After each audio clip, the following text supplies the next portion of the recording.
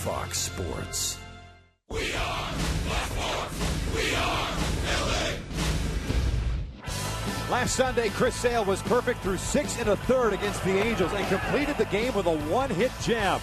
Tonight, C.J. Wilson gets the chance to square off against them again, but he'll need some support as the Halos look to turn things around quickly. White Sox, Angels, next.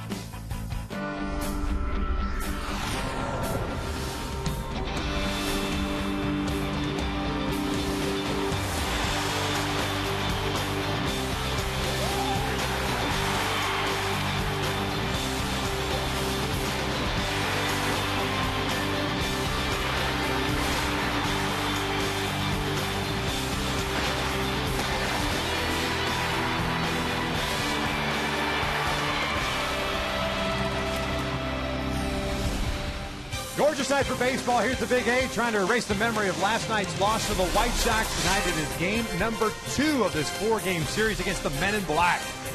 Welcome inside the Big A, and alongside my partner Mark Dubas, I'm Victor Rojas. So glad you could join us for Angels baseball here on Fox Sports West, and we've got a matchup tonight.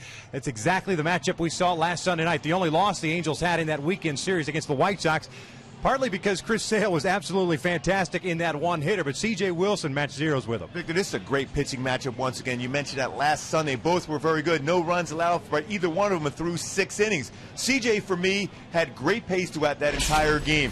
He was up there quick. He was attacking with his fastball. It was an electric fastball for him also. Cut fastball effective. His breaking ball was very good, too. He got some swing and misses on his breaking ball. Changeup very effective. But Chris Sale was that much better. He had a perfect game going into the 7th inning. Great deception. Fastball, mid-90s. Changeup, excellent. Slider, very good on the outer part of the plate. Reminiscent of a left-handed version of Jared Weaver. That type of deception and quality stuff. Going to be a difficult task. He's had great numbers in his career versus the Angels. And CJ's throwing the ball well against the White Sox. This could be a magical matchup again tonight. I look forward to it. These are the type of games everyone wants to be able to check out. Uphill battle for the Angels offensively, facing Chris Sale 5 days later. The only hit in that game Sunday night was Mike Trout's clean single up the middle with 1 out in the 7th. We are just about ready for baseball here at the Big A, so sit back and relax. We're bringing the lineups and the first pitch when we return.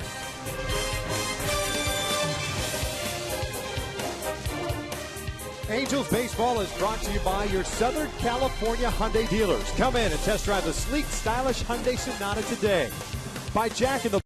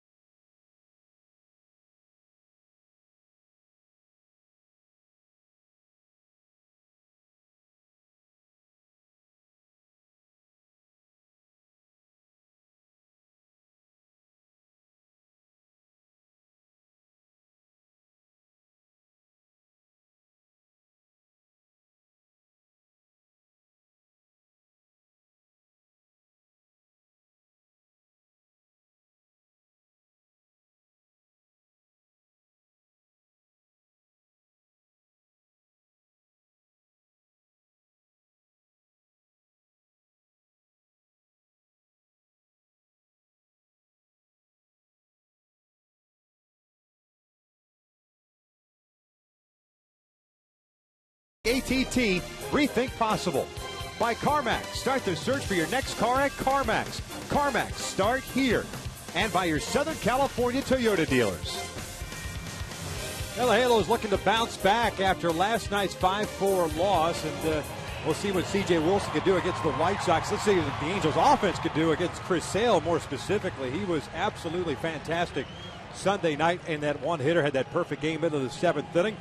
You see the Angels have taken the field. We will check out Robin Ventura's starting 9 for tonight. The White Sox come into this one with an 18-21 mark, 4th place in the Central, 4 games back.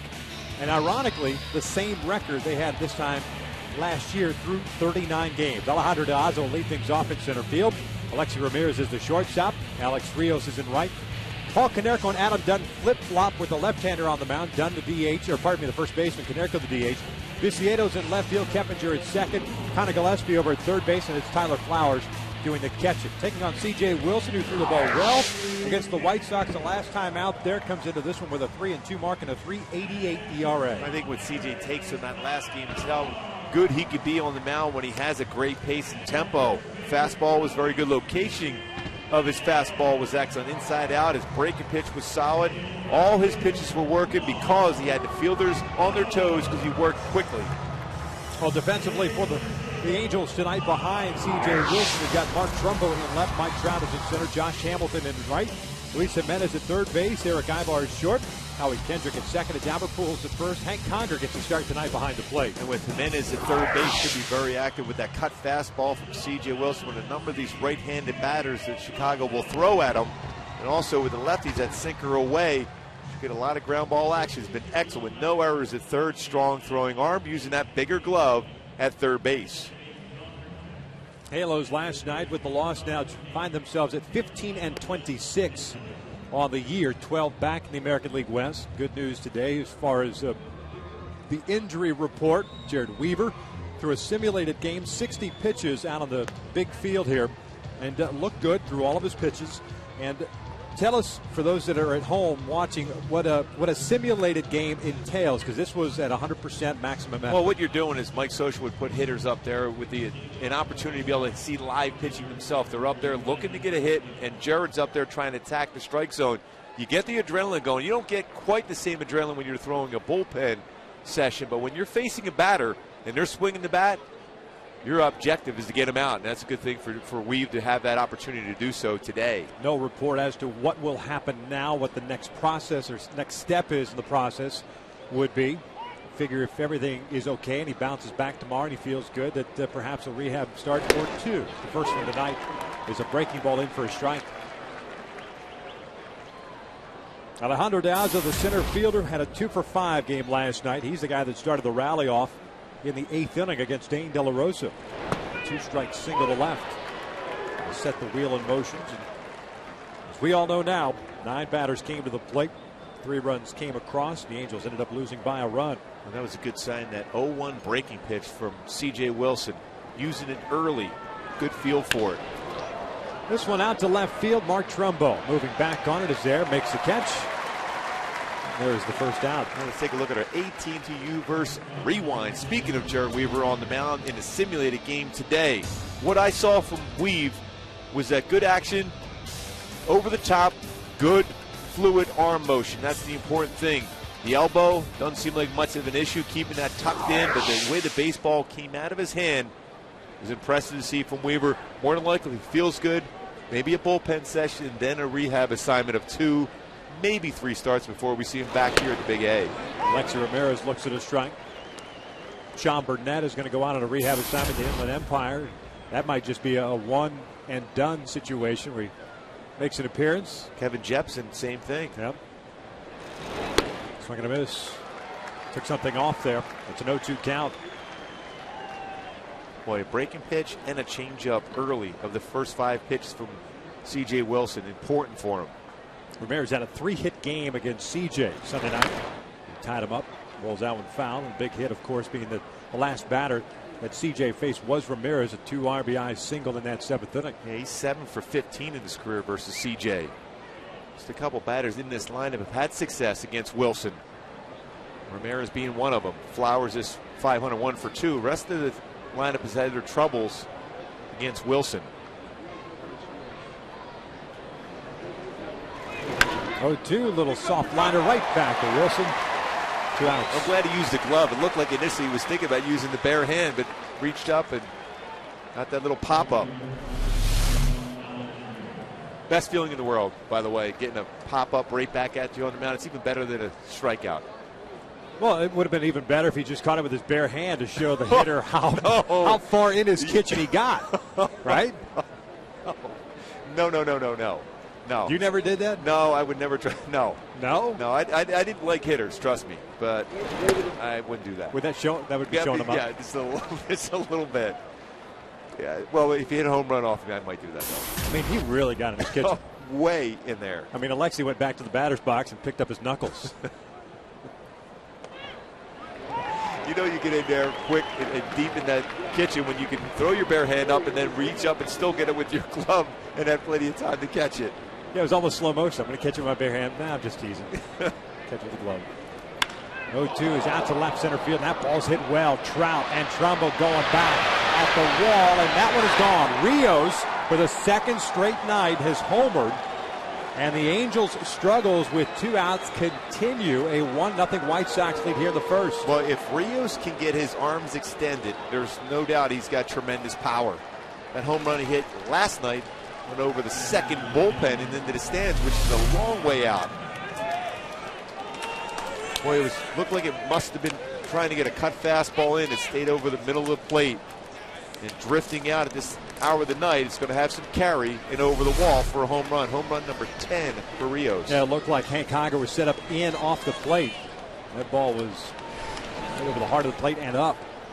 12-game hitting streak now for Rios. Here's Paul Konerko. He'll look at a strike. Every pitch that Wilson has thrown so far here in the first inning has been a strike. And perhaps the one that shouldn't have been was a home run to Rios. Konerko takes down low. Boy, a badly located cut fastball is one of the most hittable pitches you're going to find because it's not as firm as your normal fastball, and it breaks and stays flat on that plane with the bat. Can really do some damage, and that's what Rios was able to do. Kind of like a backup slider. It's pretty much, for me, I've always believed that a cut fastball is a hard slider. It's just another name for a hard slider. Similar type of break. It's not going to be that much. Curveball is more of a 12-6 or 11-5 break. Slider / cut fastball is going to be just a slight break off that plane of your fastball. Fouled on the batter's box side of the, or I should say, the on-deck circle. The Angels side. Still 1 ball, 2 strikes. 1-0 Chicago. Alex Rios with a 2-out home run. Chris Sale has a little cushion now. One thing you want to make sure you don't give him too much of a lead. And again, the most difficult thing to do as a starting pitcher is to face the team you just absolutely dealt against. It's for whatever reason, mentally, it's tough to do. I always preferred, if I was going to be locked up against the same team, I didn't want to lose, but if you had a game where you struggled, you made some adjustments. But when you pitch as well as Chris Sale did against the Angels last time out, which he gave up 1 hit, his first career shutout, then you think, what adjustments do I have to make? When in reality, you don't have to make any at all until they make the adjustment to you. Konerko lines one right back to Wilson. So 2 liners back to the mound, but a run on the board on the Rios home run. We'll head to the bottom of the first. The Angels play from behind.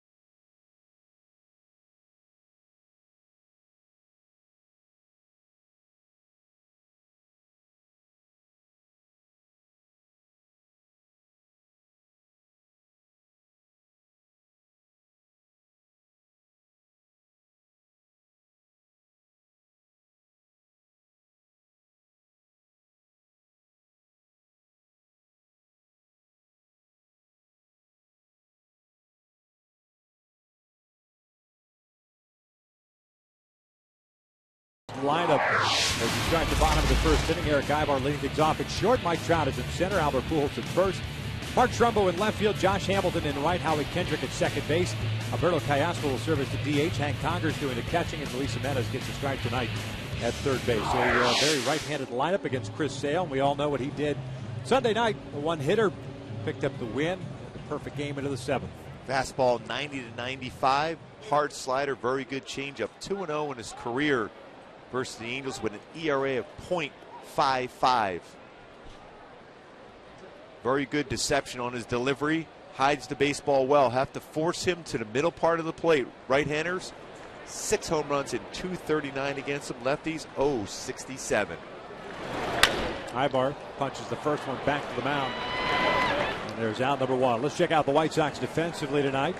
We've got Diciedo left, Alvarez center, Rios in right field. The infield has Gillespie, Ramirez, Keppinger, and Dunn around from third to first. Tyler Flowers back behind the plate. Tyler Flowers has caught every game that Chris Sale has thrown. So he's done a nice job as far as framing pitches, working with the tempo of Chris Sale. Mentioned in the pregame show, Chris Sale is very competitive, and Flowers feeds off that, allows him to have a good tempo and attack the strike zone. Solid behind the plate. Mike Trout looks at a strike. 0 for 3 last night, hitting .287, 8 home runs, 29 runs batted in. It was Mike who had that lone hit Sunday night. Clean single right back up the middle. Trout with 12 doubles, 3 triples as well. 0-2 count. Let's go back to that approach that he had Sunday night. When he got that pitch, it was down middle part of the plate, went right up the middle. If he tries to pull that ball, it's an easy out to short. Allowed it to travel, was down in his zone. Chris Sale's perfect game went away on that swing. 1-2. Only 2 base runners in that game for the Angels. Chris Iannetta reached in the ninth inning on an error by Ramirez. And then that Trout base hit. 7 strikeouts. Sale has had terrific numbers against the West in his career. This one's fouled off to the right. Still 1-2. Sale 9-0 with a 2.79 ERA lifetime against the American League West. And arguably the best division in baseball right now. Impressive numbers. 2 balls, 2 strikes. And I know sometimes you can sit there as a starting pitcher and say, well, I just faced him 5 days ago, 4 days ago, whatever the case may be. Let me try to trick them and change my approach, but why would you? This one's fouled back. That's why I always say it's so difficult for Chris to come right back against the Angels, because you think you have to do some type of an adjustment, but in reality is you have to force a hitter to hit your pitch, and until the hitter figures it out and makes an adjustment against you, you have to stay with your same game plan. Lays off the high fastball. Full count, Pujols on deck. 1-0 White Sox here in the bottom of the first. Halos at 8-12 here at home this year. 7-14 out on the road. Good chunk of games the next couple of weeks here at the Big A. 3-2. And he walked him. The Angels get their first base runner on in the first inning. Albert Pujols coming to the plate. Check out our Hyundai key to the game. Jake Owen, the one that got away. You can't allow any mistake made by Chris Sale to get away from you. So when he makes a mistake, which is very far and few between as far as his ability to hit the strike zone, you have to attack, force the middle, and drive the ball well.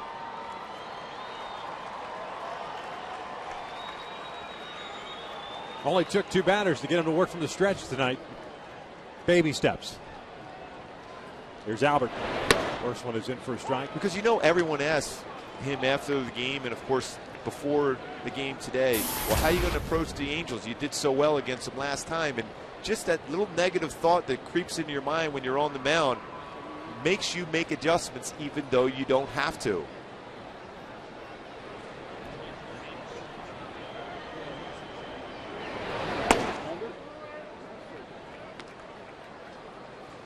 Eight ground ball outs for Sale in Sunday's game. 7 strikeouts. We were talking about Guthrie the other day. He hadn't lost since, what, August 8th of last year. Yeah. But when you're asked that question enough, all of a sudden you think, I might make some mistakes today and I might be in position to lose a game. Even though you feel confident, that negativity creeps in. 1-1. So we're going to miss on the off speed. 1-2. Yeah, when you're talking a case like Guthrie, too, it's not as if he won. He went out there and had this string of 18 consecutive victories. And then you could talk about how good you have been and what you've been able to do over those 8. A lot of it had to do with luck that he didn't, or chance, however you want to look at it, that he did not lose a game. Pitching on the right day was the old thing. Yeah. There's always some positivity about that, pitching on the right day. This one's lifted in the air down the right field line, tailing towards the seats. Well, the one thing's for sure, if Ned Yost, his team had been struggling at any point during that 18-game stretch or 18-start stretch in which Guthrie did not lose, if you're going to have a team meeting, have it the night before Guthrie was scheduled to pitch. Then you know you're locked in for a win. Or at least Guthrie's not not going to lose. team is going to find a way. It's funny how that works. Ace is going tomorrow. We need a team meeting tonight. Yeah. It's all about timing. 1-2. That is pulled foul.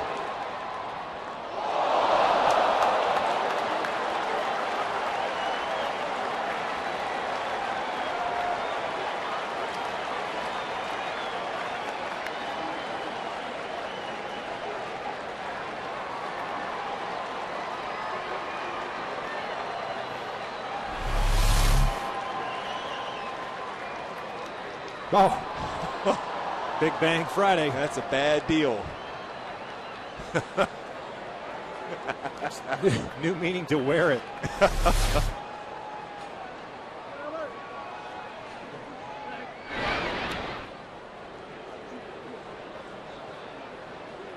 It looks like a large beer, too. Yes, yeah. That's you finally settle into your seat, thinking, okay, I'm ready to watch a great feeling pitching good. matchup. Yeah, I'm feeling pretty good about myself, and right away everyone's looking, and they're getting out of the way, and the baseball hits right at the beer. Yeah, he lost his beer, but he's dry. The other dude's soaked. I'll pick you up, bro. Hey, he's green too. He's going up there, going to another one with his same cup. Yeah. He's not throwing it away. He's recycling. As well he should. 1 ball, 2 strikes on Albert. Trout over at first on the walk. 2-2. Quite a few pitches already in this inning for Sale. 15 pitches thrown.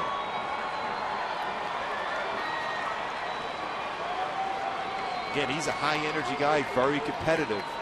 And he will give up the stolen base. He's allowed 5 stolen bases in 5 attempts so far this year. Does have 1 pickoff. 2-2. Breaking ball, down looking. He knew it. 2 outs. So 2 outs, Trumbo coming to the plate with Trout standing at first. We will check out the Kia standings in the American League West. It's the Angels in 4th place and 12 back of the Texas Rangers. They are hosting the Detroit Tigers in Arlington tonight. That currently is 2-1 Tigers in the top of the 7th. Seattle and Cleveland are tied at 3. That game's in the top of the 10th inning. The Buccaneers and the Ravens are having a good game down in Baltimore. Yep, 12-10. Ravens are still chapped. They can't open their home schedule or their schedule at home as a Super Bowl champions. Which I didn't understand what the hoopla was about. Big deal. Didn't the San Francisco Giants open with a 3-game set against the Dodgers this year? Who's the defending world champions? Exactly. You'll still get your 8 home games. Yes. 1 ball, no strikes on Mark Trumbo. Trout. Mark last night 1 for 3, had a double, his 11th of the year. .263 average with 9 home runs and 27 runs batted in. A little bit of an oddity in this game. Both left-handed pitchers have allowed a decent amount of stolen bases. None have been caught so far this year. So base runners might be more active than usual with lefties on the mound. Trout takes off. The pitch is outside to throw from Flowers, and one hopper gets away from Keppinger. Trout going to third, and Ramirez has a terrific arm, picks it up and gets it back in. So that'll go as a stolen base for Trout and an error on Flowers, his second of the year. Just like I said, it's odd with left-handed pitchers. Usually don't see base stealers attempted too many stolen bases, but great jump by Mike Trout. Even though Sale's quick to the plate, it was a high throw, perfect throw to be able to have a catch and throw for Flowers. With one hops, Trout's able to slide in, get the hand on the base as the ball gets away from Keppinger. His 8th stolen base in 10 attempts. 2-0 count now on Trumbo. Sale working from the full windup.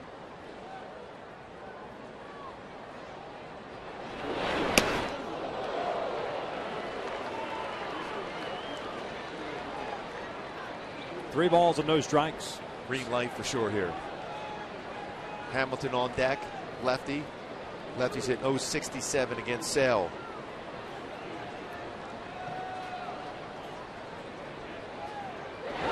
And he walked him. Second walk of the inning. Hamilton coming up now.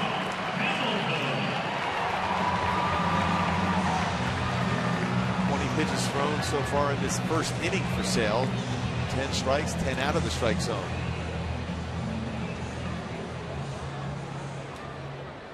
So first and third for Hamilton. Had a 1-for-4 game last night. .215 average, 5 home runs, 12 runs batted in, 6 doubles, 1 triple. He had 2 fly ball outs and a ground down against Sale Sunday night.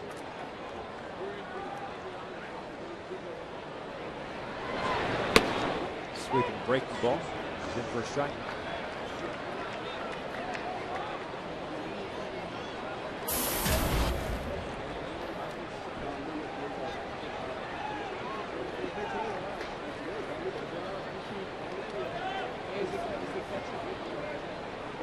Flowers out, giving the defensive signals just in case Trumbo takes off from first.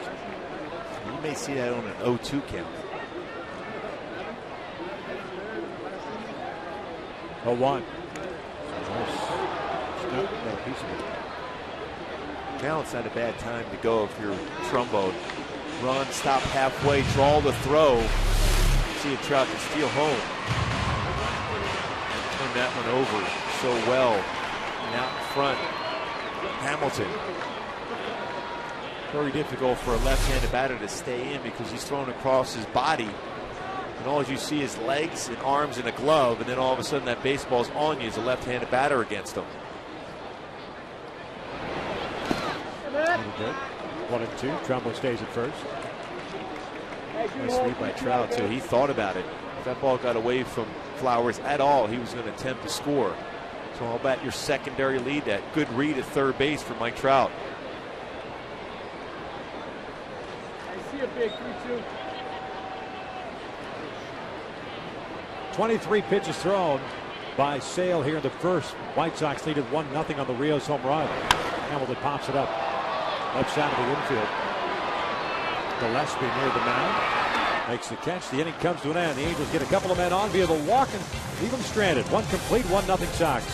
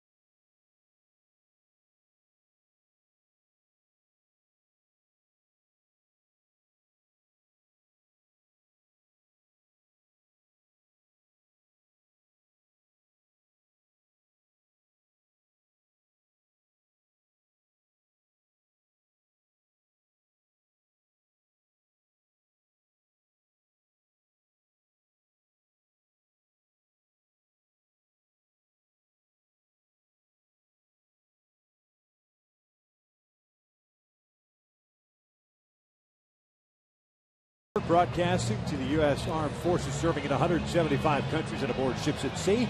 We're watching around the world in Iraq, Germany, Italy, Southwest Asia, South Korea, and Japan. Thank you for your service, and we welcome you to our broadcast. Top of the second, 1-0 Chicago. Dunn, Viciato, and Keppinger for the Sox here against C.J. Wilson. Some fans down there, some young Angel fans looking forward to this game. Baseball already.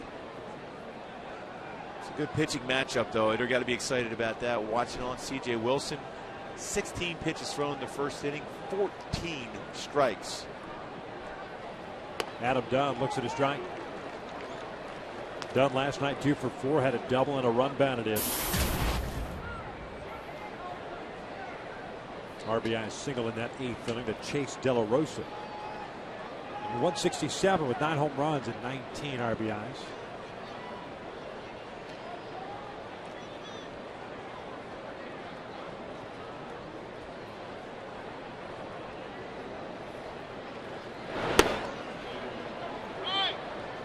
One ball, one strike.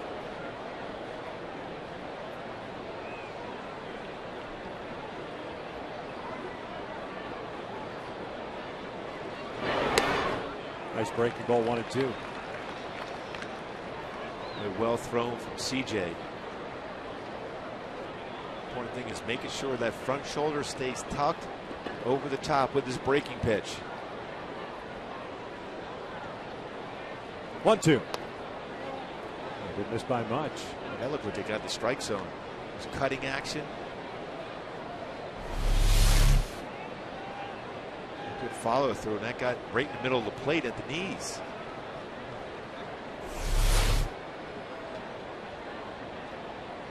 Real good spot by CJ. 2-2, and that is pulled down the line, hammered down the line, the hook foul.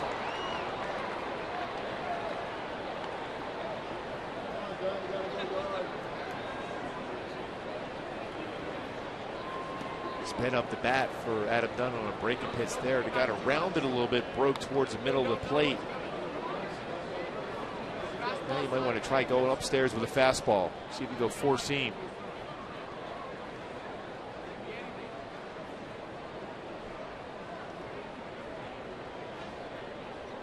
Conger sets up outside, and the 0-2 is hammered out to left center field. Trout giving chase at the warning track. He will track it down just shy of the wall. 1 out. That's a pretty good power the other way. Adam Dunn, the majority of his home runs of late during this stretch for him have been the other way. He let that baseball travel, and CJ thought maybe he got that one. It's a mislocation as well, once again, kind of like the Rios. Yeah, you want to, again, you can get Adam Dunn to swing at a fastball that's elevated too, especially after he was on top of that breaking pitch to pitch before. You got to go upstairs and make him change eye level and get that fastball by him, because he's hitting the ball well the other way.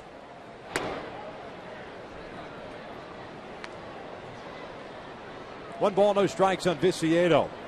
0 for 3 last night, hitting .275, 4 home runs, 11 runs batted in.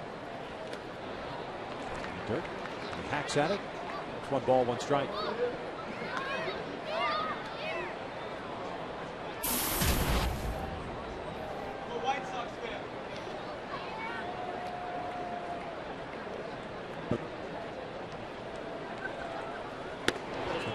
So that's the pitch. Brad Dunn. Still, Viciato likes the fastball, but you can go upstairs with it.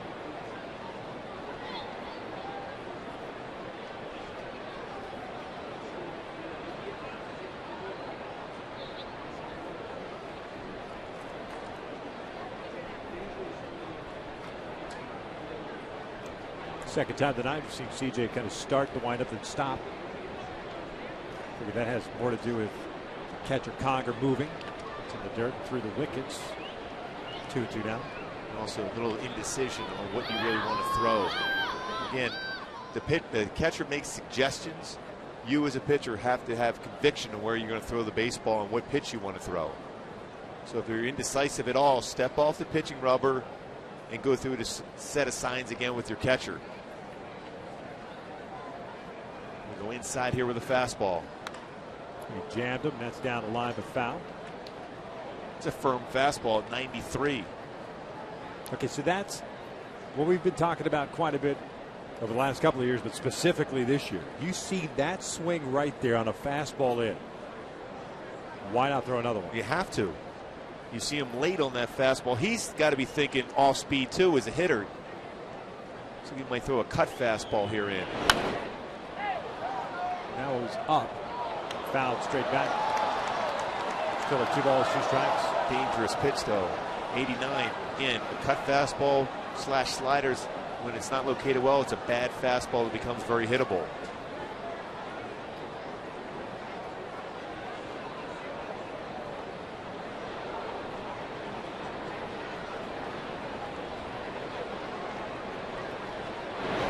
Ground ball to short. Guy ball is down. 2 outs. Go back to that Adam Dunn fly ball out. I'll ask you about the location. See where Hank Conger is set up. Pitch ends up being right over the heart of the plate. How do you he wants get that to go pitch? here, but he ends up going right in that spot.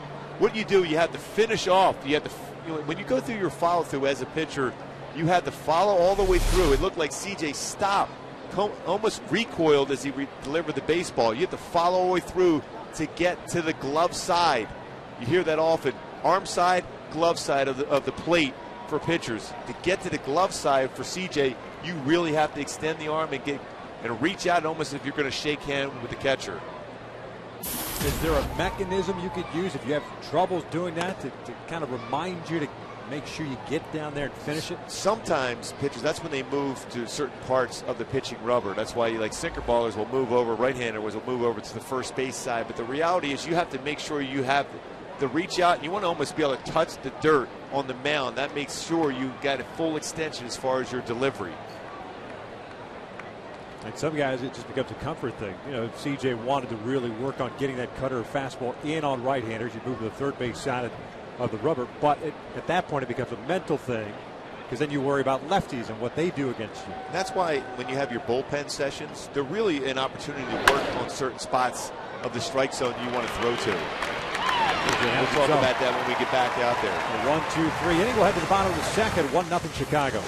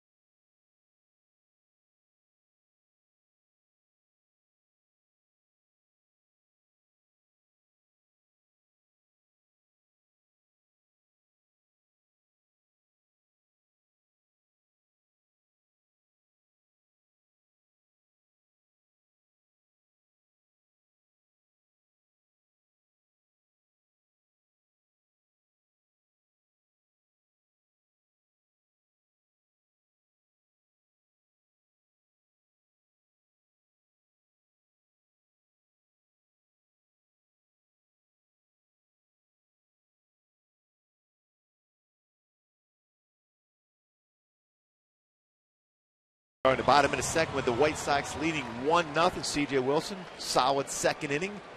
Coming up later in the game, we'll have our Carl's Jr. Sports Update. We'll fill you in on expanded replay from 2014 and pitch count. One of our favorite subjects. Oh, yeah. Kendrick, Callaspo, and Conger here in the second. 6, 7, and 8 for the Angels. Face Chris Sale had 2 walks and a strikeout in that first inning. Now he looks at the strike. Kendrick 2 for 4 last night. Had a double with 2 runs batted in, and at the time put the Angels up 4-2. 296, 6 home runs, 20 RBIs. 1-1. Victor, getting back to that point we were talking about the last half inning about bullpen sessions, how important they can be. If you're having a tough time hitting a certain part of the plate, that's where you throw your first 10 to 15 pitches at to make sure you get a feel for that pitch in that part of the plate.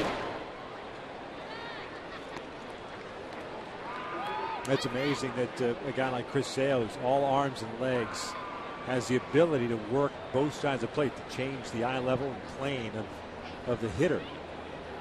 But the thing is, same thing with Jared Weaver. They both throw across their body with great deception, but when they get their arm up, it's always in the proper arm slot. Throws across his body, but it's every single time the arm is in the exact same position, whether it's a slider, fastball, changeup. Line to center field. De Aza is going to play it on a hop. Leadoff single for Howie Kendrick. That'll bring up Alberto Callaspo. Check out the umpires for tonight. Jim Reynolds calling a lot of strikes tonight. He's behind the plate. James Hoy is over at first base. John Hirschbeck is at second base. And John Trapani over at third. Pretty good crew. Trapani did a nice job behind the plate last night. Jim Reynolds so far in this game. If you're at the plate, better be swinging if it's close. Yeah, he's a chip off the old Hirschbeck block. Yes. Aspo looks at his strike. When the original lineup was posted, Alberto was playing third, Jimenez the DH, but they got flip-flops during batting practice, or just before batting practice. And Mike Scioscia was saying with the night game, day game tomorrow, he's going to give guys an opportunity to still be in the lineup and use them as DHs in the next 3 nights, or the next 3 games, 2-day games. So they're still in the lineup, yet they get that rest from being on the playing surface. Big Fox tomorrow. Fox Saturday Baseball returns. Joe Buck. Tim McCarver will be here. Pardon me, not Joe Buck. Kenny Albert. Tim McCarver. Came in from that Ranger Bruin hockey game. I just figured he'd be doing hockey skills. Caspo bounces one over to short. There is the captain to the long double play. 2 outs.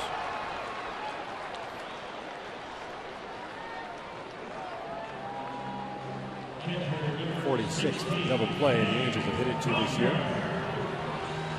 Just like that, base is clear. 2 outs and Hank Conger coming up.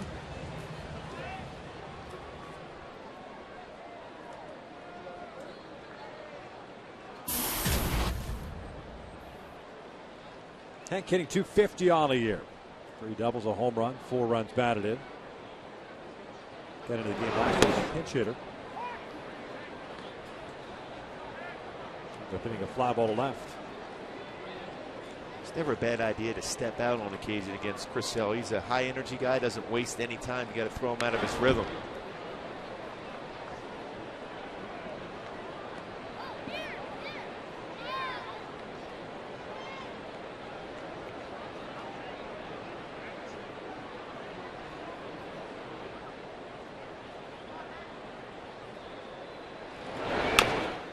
Bouncer foul off the body. The count remains at 0-2. Alex Rios with a solo home run with 2 outs in the first inning. The scoring in this ball game so far. 10th of the year, now with a 12-game hitting streak.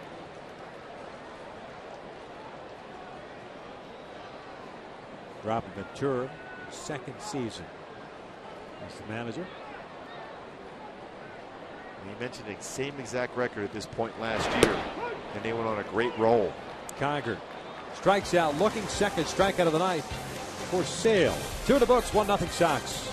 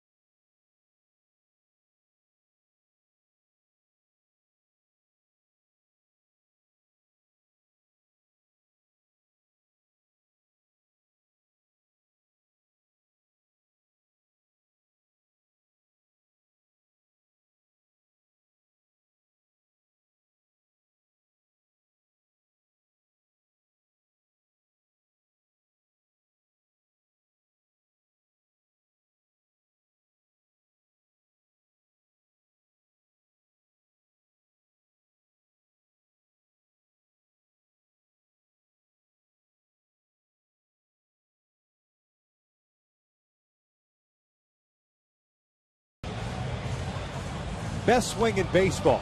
Mike Trout, Matt Kemp, Joe Mauer, Mike Trout yesterday with the lead. Matt Kemp had his hit streak broken tonight in Atlanta. Your heart broken? 14-game hit streak. Just send him a text. Don't worry about it, Matty boy. See you in about 10 days. Here in the third inning, the White Sox will have Gillespie, Flowers, and De Aza.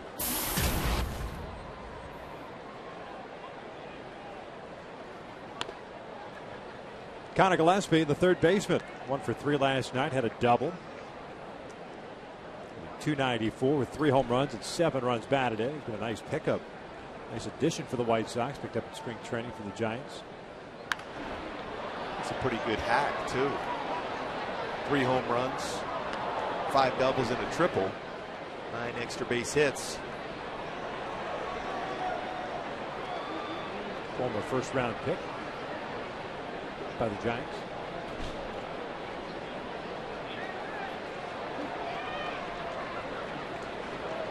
One pitch. Down low. 2 balls and a strike. No strikeouts, no walks for CJ. Just 1 hit, the home run, the first.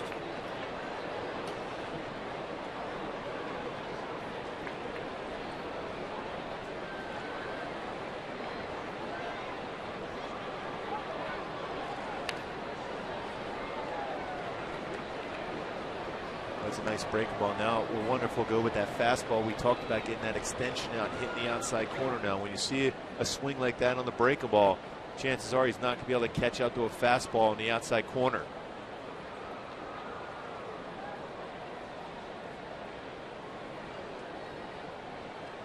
And that is ripped right to Pujols at first base. 1 away. Made a mistake there with that breaking ball too. Hey folks, tomorrow the Angels will host the White Sox at 1:05. Fans in attendance will receive a camo hat courtesy of State Farm while supplies last, I should say.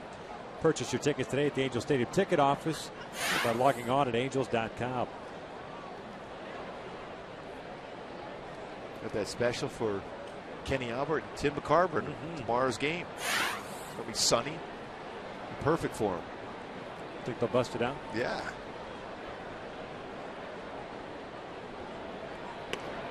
Tyler Flowers looks at the strike.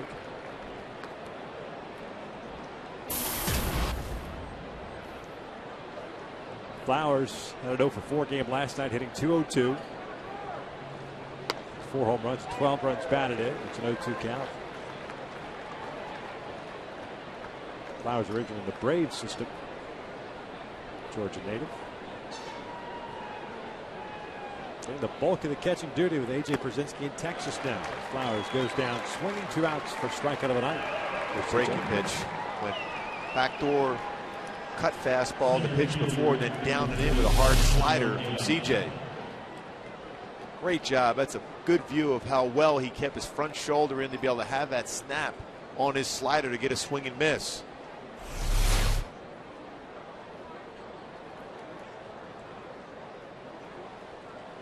So 2 outs, bases clear for Alejandro De Aza, the center fielder, leadoff man. He will look at a strike. De Aza hit a fly ball to left field. Trumbo tracked down. So for 1.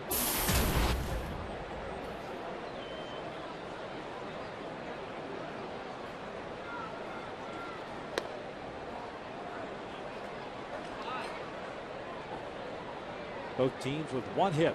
Angels have stranded 2 base runners. That was in the first. Halos in the bottom of the third. We'll have 9, 1 and 2 coming up. Jimenez, Ibar, and Trout.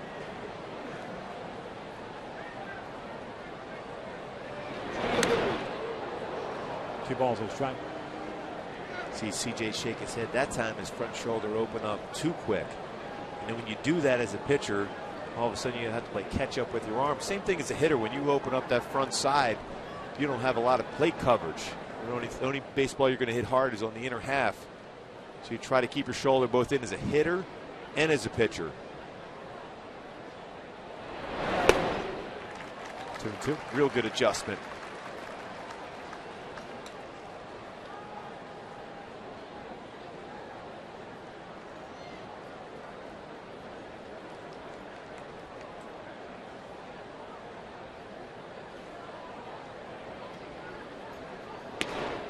Full count now with Ramirez on deck.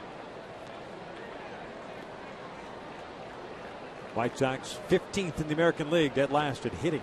Batting average at .237. 7th at home runs, last in runs scored. Their pitching staff is second in the American League, and staff ERA 3.49. So 3 games under 500, 18 and 21. 3-2. Daza takes apparently high. That's a walk. First issued by CJ. 2-out walk. Well, that looked like a pretty good pitch. See if it's above the line. Nope, right on the top part of our Fox track as far as in the strike zone. We talked about Jim Reynolds calling a lot of strikes. Right now, you can tell he's established he's going to call the low strike as compared to the high strike.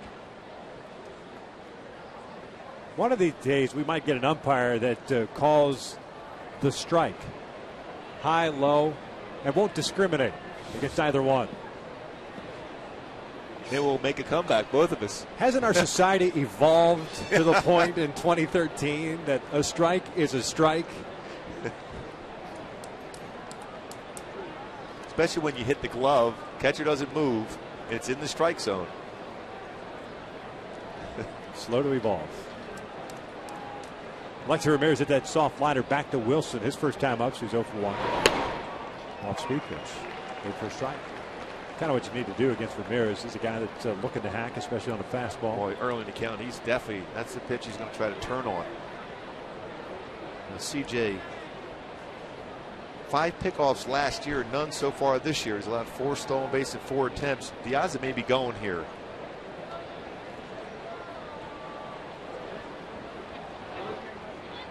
Little courtesy flip over to first. Pitchers have their A, B, and C move. That's a C move from C.J. Wilson. His best move is when he steps off the pitching run real quick and fires to first.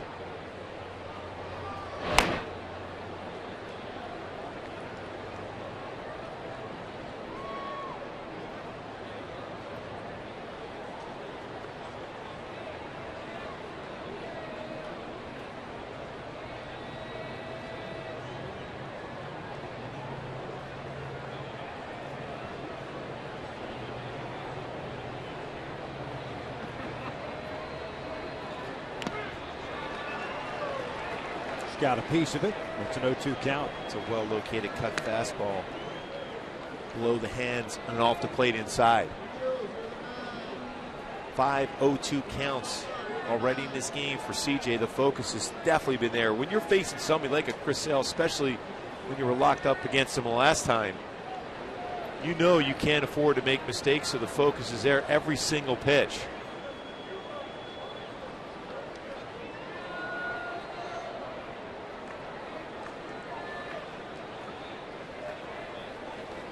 .49 pitches thrown by CJ. 35 have been strikes, trying to finish off this third inning. And Daza takes off, pulls his throw to second base. Kendrick is there. And the inning comes to an end. We will head to the bottom of the third. 1-0 Sox.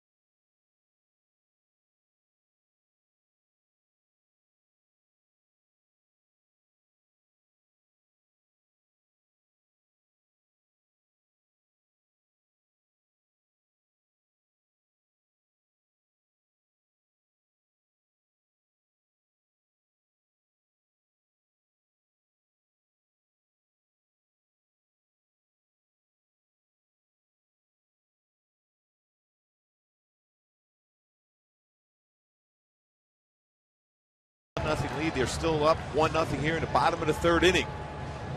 Now let's take a look at our Chevrolet leaders, AL win leaders last season. Jared Weaver at 20. David Price there with a 20-game winner. Matt Harrison, who's out on the DL right now with 18. And Chris Sale with 17 wins, tied with Justin Verlander. But the Weave is getting close to getting back in there. Luis Jimenez takes a strike. 9-1-2.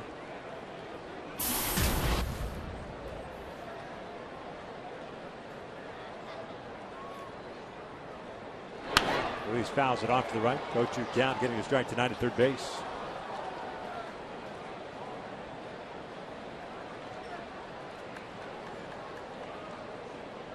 Jimenez was the DH and batted the ninth spot against Sale Sunday night. 0-3. Put the ground down to the pop as he swings through that one. There's out number one. Back-to-back strikeouts for Sale. Got Conger to finish off the second, third overall of the ball game. It's so hard for the hitters to pick up the baseball. Chris Sale, he's on the third base side of the pitching rubber, throws across his body, good deception, and then spots all his pitches well, both inside and outside.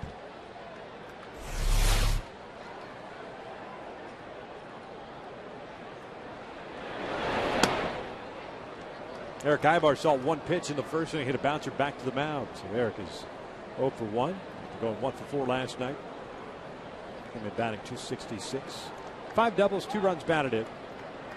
Gillespie even with the bag at third base. Strike, 1-1. Angels did get their leadoff man on in the second inning. That was a Kendrick base hit to center, but fastball rolled into a double play that Conger struck out.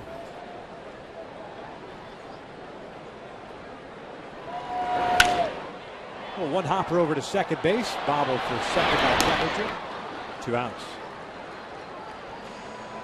Boy, this is why it's so difficult as a hitter to be able to track a baseball against Sale. He's starting from the third base side, but then throwing across his body. You see where he lands right there, and then the arm slings in, and they're able to hit both sides of the plate. So hard to track the baseball against him, especially when he starts to spot his changeup. You can track his fastball from that angle somewhat, but the changeup really makes the fastball that much better. There's Trout. Not only that, Gooby, the fact that he's under control. I mean, he finished almost David Price-like. He kind of very tall at the finish. Doesn't fall off to either side of the mound. I mean, that's the thing. It's impressive. I mean, when you can hit your spot, you know, everyone always, you know, as a youngster, you're always told not to throw across your body as far as your delivery. They're always talking about arm injuries, whether it's your elbow or shoulder. But if you can still get your arm the proper arm slot, even with that deception, you won't have as much issues with your arm anyhow. I mean, Weaver steps so far to the third base side of the mound, hitters just can't see the baseball against him. But yet his arm is in a perfect position every time on all his pitches.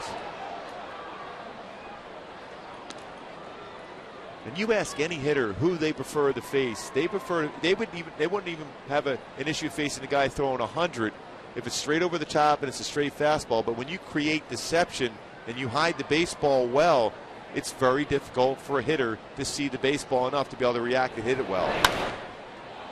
Foul off to the right again. Still the 2 balls, 2 strikes.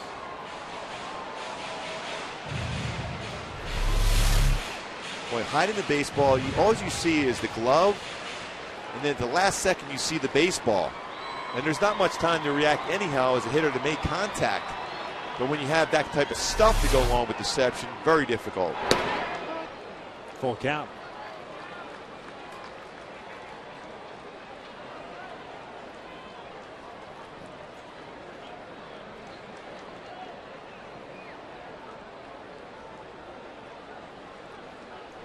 Trout drew a walk in the first. Lines this one into center field. Downs coming on, makes the catch. He hit it too hard. A 1-2-3 Way inning. hard. Still 1-0 Sox.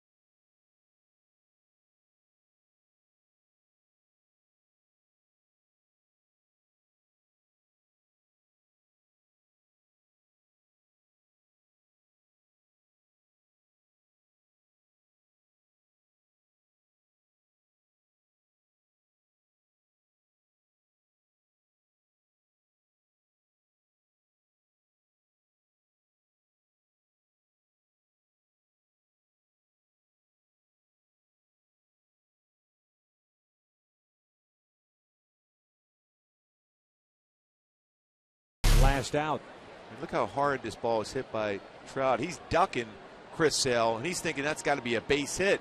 Piazza looked like he was initially going to play it on the hop, and then a smile for Chris Sale said, all right, first of all, I'm happy the ball didn't get me, and then all of a sudden you look up and the center fielder catches the baseball.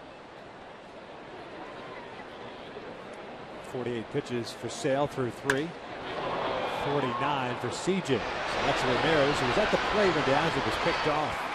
It's that fly ball to lead off this 4th inning, 1 out. Well, I remember a game in New York. Brett Saberhagen was on the mound against the Yankees, and Dave Winfield hit a ball, hit the top of that little white dot on your hat, went right off it, and literally Willie Wilson had to run back and make the play in center field. And I remember the look that Saberhagen had, too. It was a deep breath and a smile, and thankfully he was still throwing a baseball. Dave Winfield can hit some line drives up the middle that were extremely scary. He was a big man coming at you. Oh.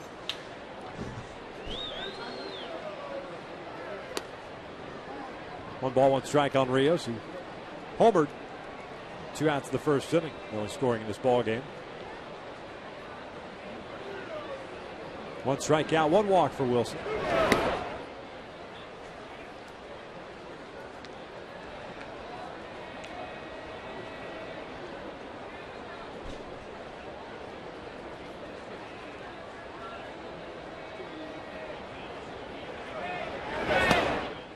Two and 2. Buccaneers, by the way, held off the Ravens 12-10 the final there at Camden. 4 field goals for the Buccaneers, huh? They couldn't punch a touchdown in. Those are a longtime coach when they still wore the orange. McKay? Yes. John McKay. John McKay. Those are bad Buccaneers teams. I still remember that team beat the Eagles one time to get to the playoffs. Still haven't let that one go either. That was a long time ago. Some bad Buccaneers teams. Yeah. Thank you for reminding me. Rios pulls it foul. Still 3 balls and 2 strikes. Canerco's on deck. Can't remember the field goal kicker, but I know he missed a couple field goals and an extra point for the Eagles, but I've still let that go. Yeah. Yeah. 3-2. Line into center, a base hit. A 1-out knock puts a man off for Canerco. Fans, tomorrow the Angels will honor all those that defend our freedom, past and present. Armed Forces Day, presented by State Farm, will include a flyover, military displays, a pregame ceremony, and a postgame Purple Heart baseball game of Wounded Warriors. Veterans and active military will receive up to 50% off select seating locations at the Angel Stadium ticket office while supplies last. For more info, just log on at angels.com/promotions. Each ball has come out of the warning track at right field, so stoppage in play here. Rios 2 for 2 tonight. He's the proud owner of the only 2 hits the White Sox have picked up. 1 out, Paul Canerco comes up. He lined out to CJ to end the 1st. Back-to-back innings, we've seen a line drive by a pitcher into center field. Trout against Sale. Rios against CJ.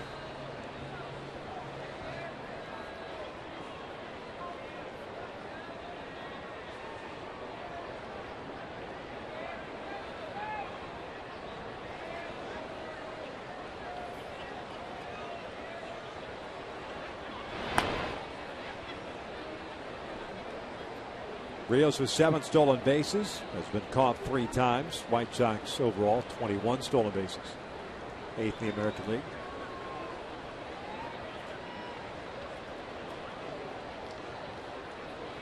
Looking at that scoreboard, that game in Texas has been in the bottom of the 7th, it seems like forever. 2-1 Tigers still.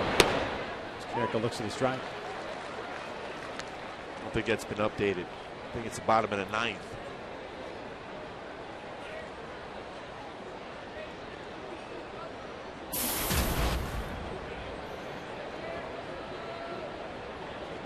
Canerco is certainly a guy that CJ can get a double play with. CJ, one of the best in the game as far as getting double plays. And that's a punch into right field, a base hit. Rios will stop at second. Back-to-back hits for the White Sox with 1 out here in the 4th. That'll bring up Dunn. It's a pretty good approach by Canerco. Didn't try to do too much. Got to pitch away and hit it to right center, to right field.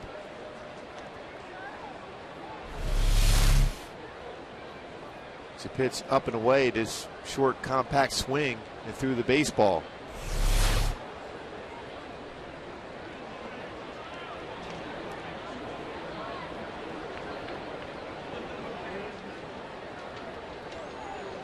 Adam Dunn hit a fly ball out to deep left center field. The Trout track down, leading off the second. 0 for 1. Rios at second, Konerko at first.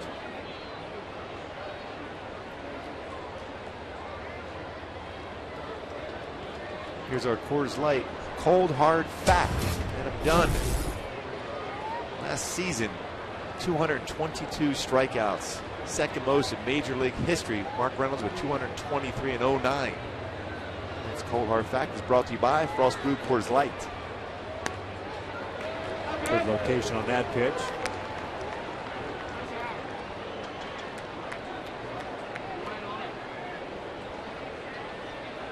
Well, that's a lot of punch outs.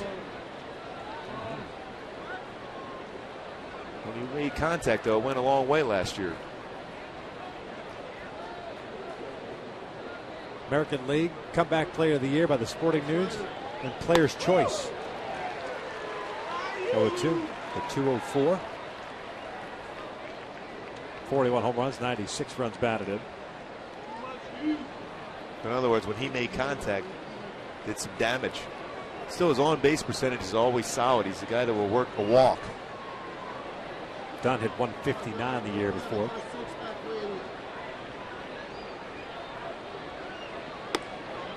One and two.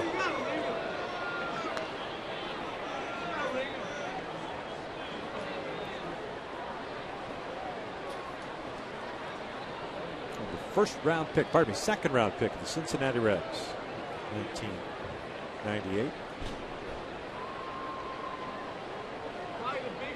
Played for my brother briefly in Chattanooga, Double-A with the Reds. Check swing, looked like he went around, and he did. Jim Reynolds rings him up, 2 outs. Boy, on cue after we showed those strikeout totals, Dunn unable to make contact on that hard breaking ball away. He had a good swing the first at bat, fly ball that Mike Trout tracked down in left center field. Committed, crossed the plate. Ends up being a strikeout.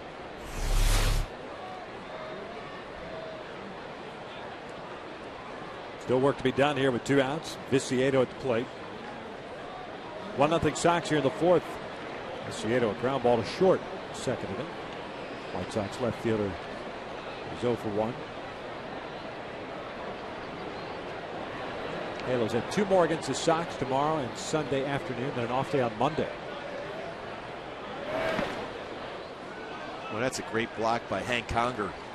Hard breaking ball in the dirt. His body in position to make sure that baseball didn't get away from him. Used the chest protector. Perfect technique as far as squaring up his body. Didn't turn his body, because if he's turned and that spin on the breaking ball, it's going to get away from him, and both base runners would advance.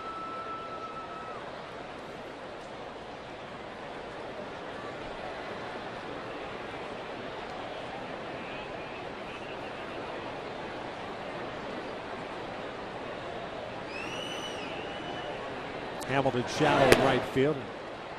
CJ falls behind at 2 balls, no strikes. I haven't said that too often tonight for CJ. 6 times he's been ahead of the count 0-2. Now this time 2-0. A dangerous count. It's the first time. And he's got to face Viciedo on a fastball count.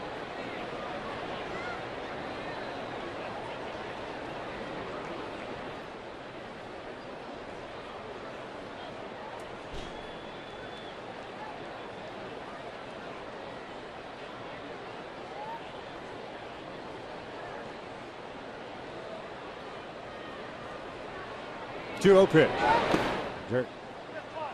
Being careful with Viciedo, perhaps, with Keppinger on deck. That was the conversation when Conger went out to CJ.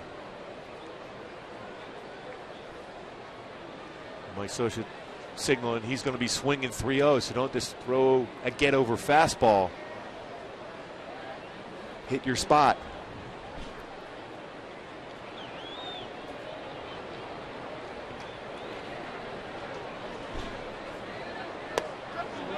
started his swing and went around. Jim Reynolds brings it up. Viciato's not happy. I think at the very least he's looking for some help from James Hoy at first base. He hasn't quite learned the Adrian Beltre self-appeal to first. I think he held up, too. I think he did it, too. That's Beltre is great when he points out to the first base umpire right away. 3-1 pitch. Bouncer toward the middle. Howie was shading him that way. He's placed to first. The inning comes to an end. We will head to the bottom of the fourth. It is 1-0 Chicago.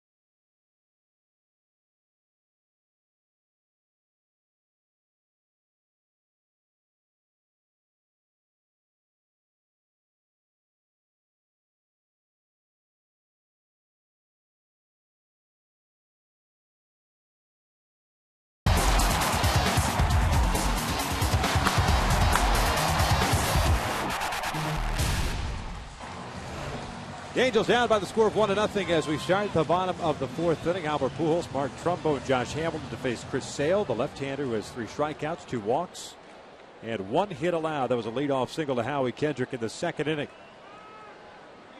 1 run, 3 hits, an error, and 2 left on for the Sox. No runs, 1 hit, no errors, 2 left on for the Angels. Albert struck out looking as Sale with the backdoor slider. This one's in for a strike. Start him off with a slider again.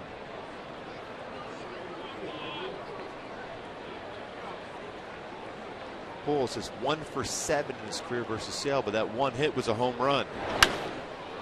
Fouled off to the right. 0-2 count.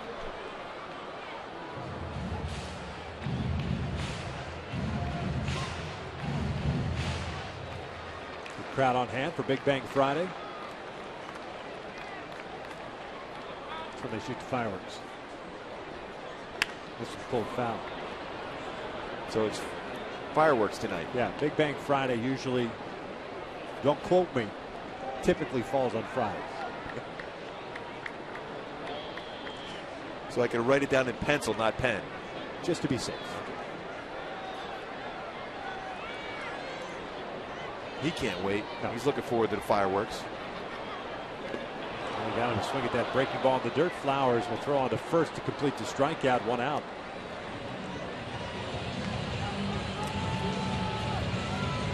That's the thing that we were talking about a couple of innings ago. Talking about delivery for Chris Sale. And guys wanting to face or would rather face, I should say, take their chances and feel a little bit more comfortable with a guy like Justin Verlander, who's going to come after you with fastballs, than a guy as funky as Sale. When you see swings like that, uncomfortable swings, every single plate appearance, that tells you that they're just not picking up the baseball. Yeah, the reality is you just hope that he makes a mistake with one of those sliders. And I would think. Trumbo hits a base hit in the left center field. Diaz over to cut it off. Trumbo is going to try to go to second base. The throw is not in time. Right, Trumbo was thinking double right out of the batter's box with De Aza shading him just a little bit towards right center field. And I think that's the right decision to make. Before we even got a chance to talk about it, when you're facing Chris Sale, you have to take advantage of any mistake you make while he's on the mound. So you think in terms of getting in scoring position. And Trumbo, right away, was hard slide in the second. His 12th double of the year. Now in scoring position for Josh Hamilton. It's a chance that was worth taking for Mark Trumbo. Hamilton fouls off the breaking ball. Josh popped out to Gillespie, the third baseman of the first inning. And getting back to your point about how hard it is to hit against Sale, because he doesn't make many mistakes. He's funky on the mound. It's difficult to pick up the baseball.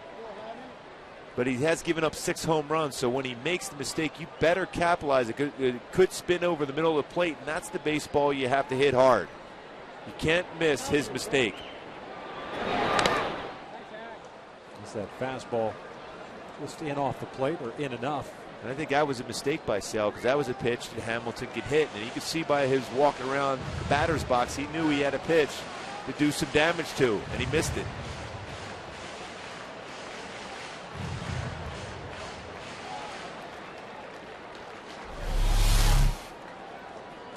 This fastball is right down the heart of the plate. And the reaction by Josh Hamilton.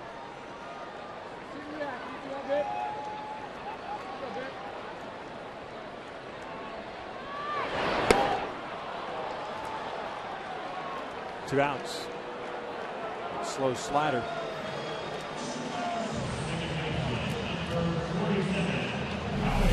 Tough pitch to hit if you're a left-handed batter. You have somebody throwing almost, it seems to be throwing right at you, and then all of a sudden it's a breaking ball and it's away. Don Cooper going to go out and talk with Chris Sale. You have an open base. You have Howie Kendrick up, who had a very well hit ball up the middle against you, and you got Alberto Callaspo following up Howie. So the conversation has to be, don't give him anything good to hit. Change speeds. Howie's very quick with the fastball. Would not be surprised if Howie sees a couple change-ups here from Chris Sale and a breaking ball or two also. That's the challenges you have as a hitter with an open base, and that conversation with the pitcher and the pitching coach. You have to try to be patient and not swing at one of his pitches out of the strike zone. Howie 1-for-1 with that leadoff single in the second inning. Trumbo, a 1-out double, stands at second base. 1-0 Sox. Off-speed pitch, 0-1.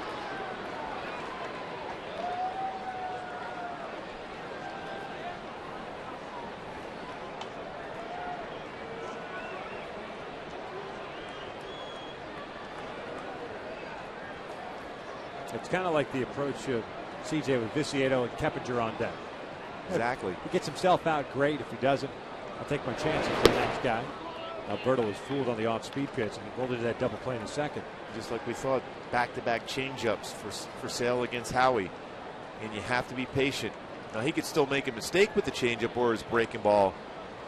But try not to chase, especially if it starts on the outside corner. Let it go. He'll try to come back inside.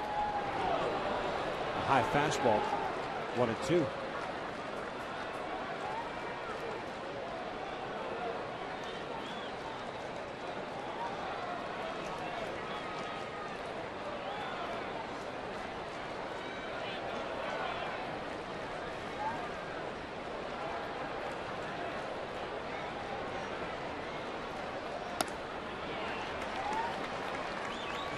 Two balls, two strikes. Well, when he's trying to throw a fastball upstairs, Sale just lets it go. No follow through there, trying to throw as hard as he could. Did that a lot as a closer coming out of the bullpen. His fastball at that point was 96 to 98 range, but as a starter, Sale's in 93 to 95 range. And he got him with a breaking ball. 3 strikeouts in the inning, 6 overall in the ball game. We have played 4 here at the Big A. Sox have a 1-0 lead.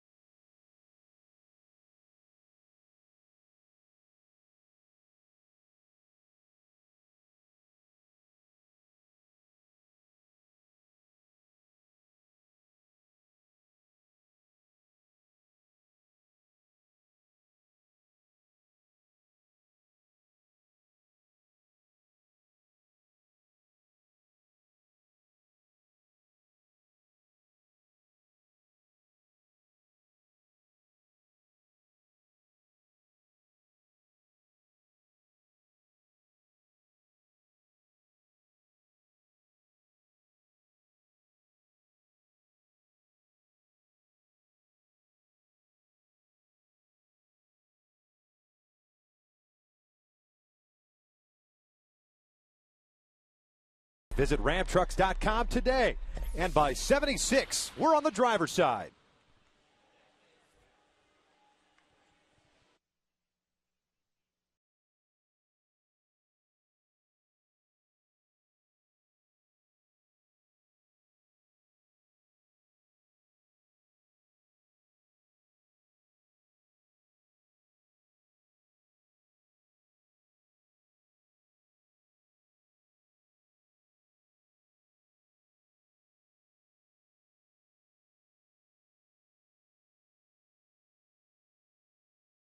The Angels down by the score of 1-0. C.J. Wilson has himself a couple of strikeouts and 1 walk, 3 hits allowed.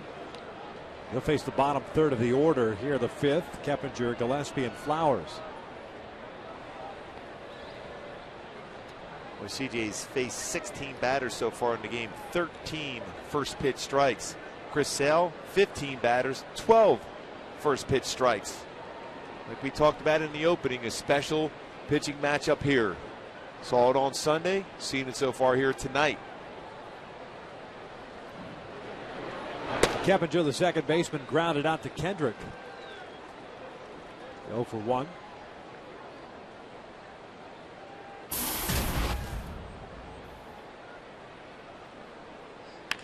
Bouncer foul at the third base line.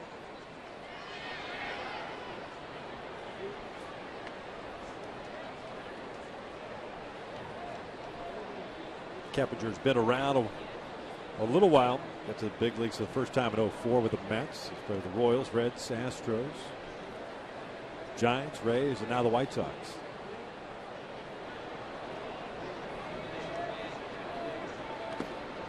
Down low.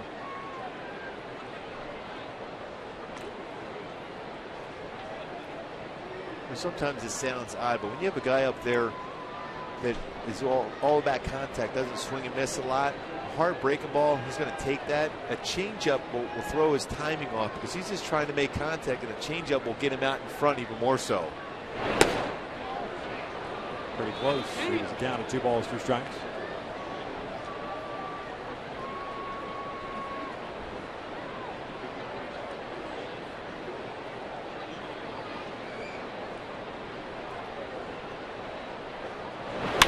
This one in the air to right. Hamilton is there.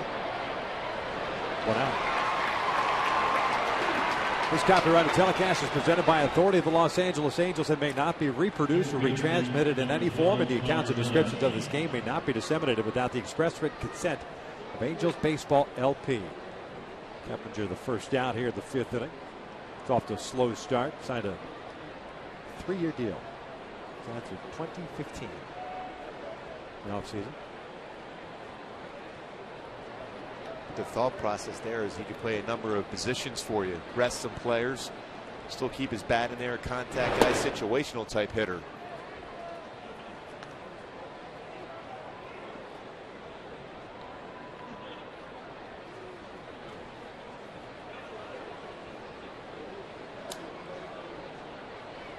Connor Gillespie lined out.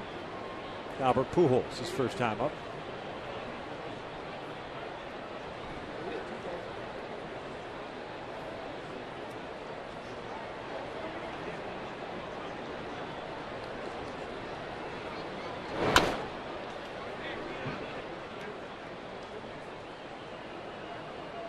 Gillespie going old school without the batting gloves. It kind of reminds me of a little bit. He's only 25, but is it Jack Hanahan? You saw with Cleveland playing some third base. Tigers, A's as well. Always known for his glove more so than his bat. Similar approach, though. Yeah, I just thought, when you sit there and you look at a left-handed batter in the batter's box, there is kind of what his hands are held at the same exact spot. Yeah. You're right. What we've seen of him, though, now 5th game, although he did miss last 2 in Chicago with an illness and a sinus infection, but looks like a nice little player, especially with, kind of a trade like that in spring training that you don't think much about. Listen, when you're a guy that can hit well at the bottom part of your lineup from the left side, got a strong throwing arm from third base. Flowers a strikeout victim in the 3rd inning. 0 for 1 tonight.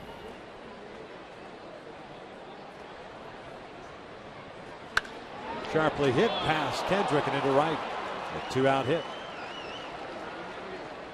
Well, when you're a general manager putting together a team, those parts that you can put together, those players that can come in and play 2-3 days a week, but give you quality at bats, can play a number of different positions. That's so important to put that together. Plus, when you bring those guys in, they're good character guys in your clubhouse too, make the whole team better.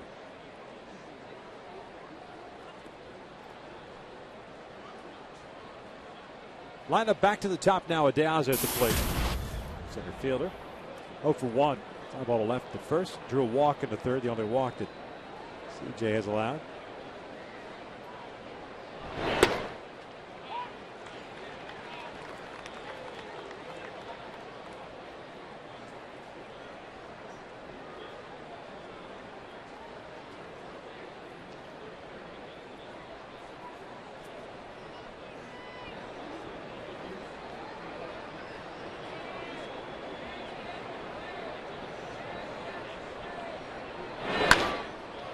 This one out towards center field. Trout is there. We'll head to the bottom of the 5th inning with the Angels down 1-0.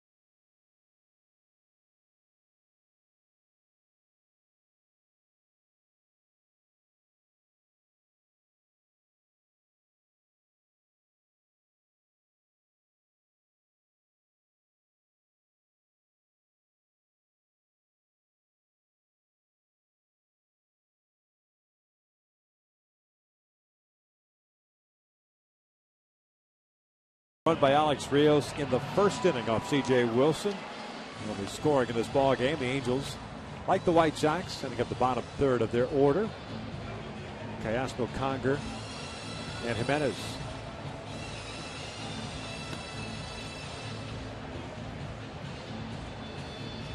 How about those Kings up 2-0? Yeah. It's the Sharks. Sharks had swept Vancouver to advance to that 2nd round. Does it work the same in hockey as it does in baseball? Like if you finish off a series so quickly, you got to, obviously in hockey, depending on what happens in the other series. I think because of the shortened season like it is, those extra days, that doesn't bother them a whole lot. Alberto Callaspo double play ball his first time up. Looks for the strike. I think Alberto's going to have to think in terms of, I got to force myself to hit the ball up the middle or to right field. Fouls this one back.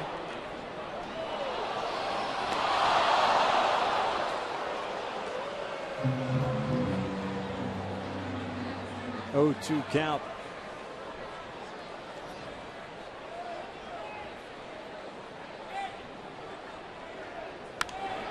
Ground ball to the right side. Keppinger to his left has a little spin move. Throws it down. There's out number 1.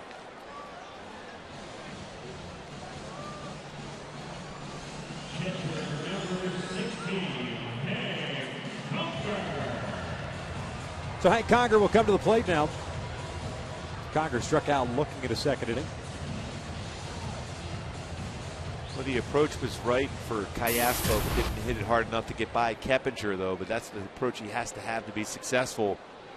Sale was going to stay away. Change-ups, breaking ball, fastballs.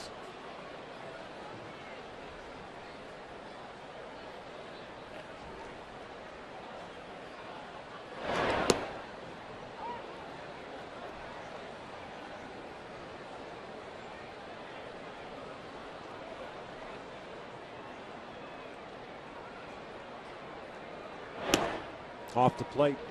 1 ball, 1 strike.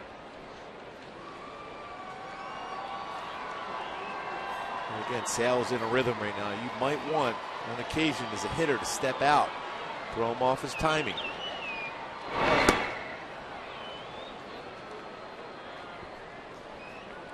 Well, command was a little bit of an issue for him early on. 2 walks for Sale in the first inning. Starting to settle in. Well, the conversation between Howie and Mark Trumbo wanted the approach against him if they could see the baseball, especially that changeup again against Conger running away. Well, he's starting to settle in, changeup, breaking balls away, fastballs away, and elevate a fastball up and in. Well, to be able to turn over a changeup from that angle is impressive. Very difficult to do.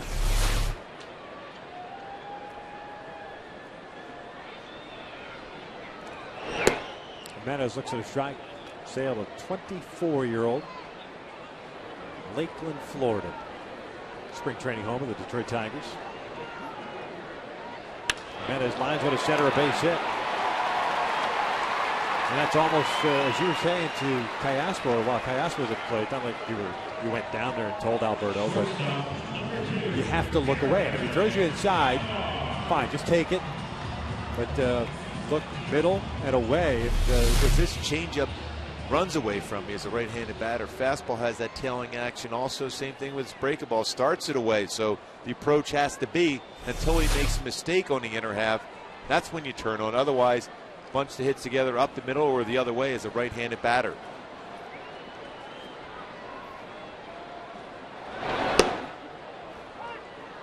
Eric tonight is 0 for 2. Bouncer back to the mound, a ground ball to second.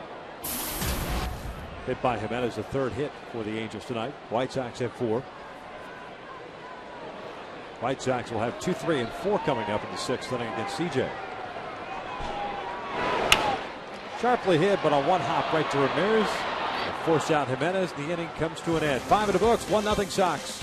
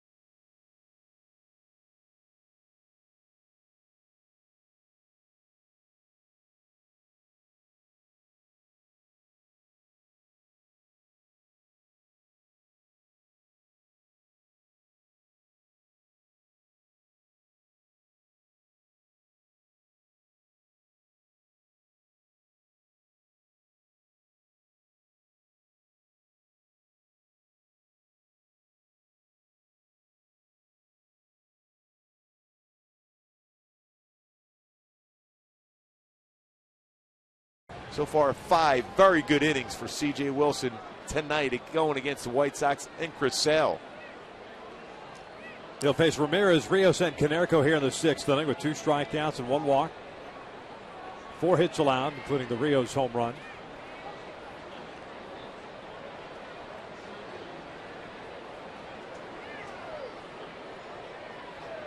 Alexi Ramirez, the shortstop, is 0 for 2. Soft liner to the mound.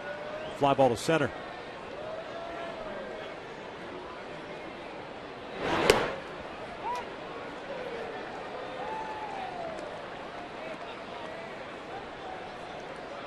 Second at bat in a row against Ramirez. CJ started him off with an off-speed pitch.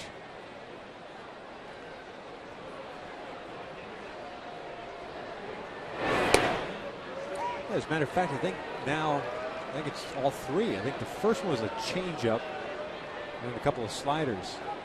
It's a good decision. Yeah.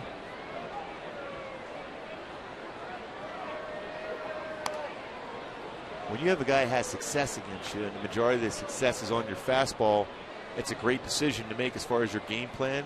If you can throw for a strike, first pitch, then all of a sudden you have the hitter thinking instead of just looking for a fastball. Soft liner back to the mound, knocked down by Wilson. 1 out. That's why you don't catch that first one with your bare hand. Looks like Mike Scioscia and Adam Neville are going to come out and check him out. Make sure he's all right. Making sure that didn't get his pitching hand. Good follow through, good fielding position for CJ. And that was real close to getting the pitching hand. Right around the palm area.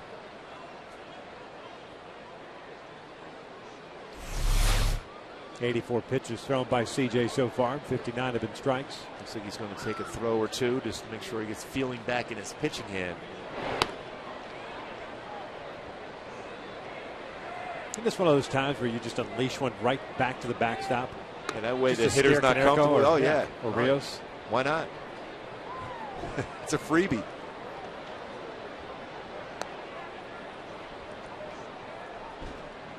It's never a bad idea when you're warming up in a game, too. When you're known to be a little bit wild, whether in or out of the strike zone, the first pitch hit the backstop in the air. Yeah. Like a Bull Durham type moment. Right. They're not digging in. I know that. Or back in the day when they had the netting above the seats behind home plate, throw it back towards the broadcast booth, just let it roll down. So everybody watches that ball roll back down to the home plate area.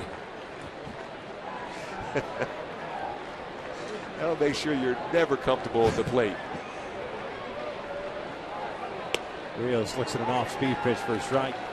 He's 2 for 2 tonight with a home run. That was in the first solo shot, his 10th of the year. 22 runs batted in. A single into center field in the 4th inning.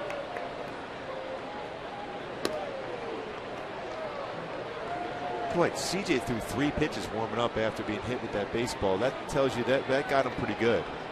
It took a while for him to get a feeling back in his hand, it looked like. So the focus, stay away. Right now, stay away, change speeds.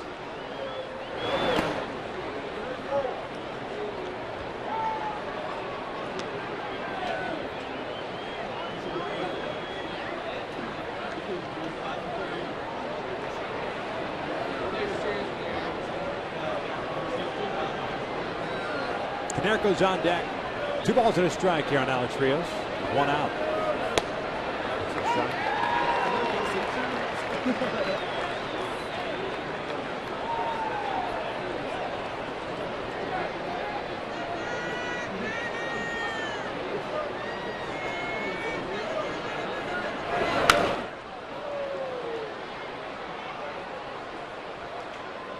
Six miles per hour difference between those 2 last pitches, where Rios took that 87-mile-per-hour pitch for a strike, and then CJ hopping up to 93. Pretty good differential in his speeds of his pitches. Whether a slow curveball at 76 or his 4-seam fastball at 94. Both CJ and Sale, when they're going up in the strike zone, they're making sure they get it above the letters and throw it as hard as they can.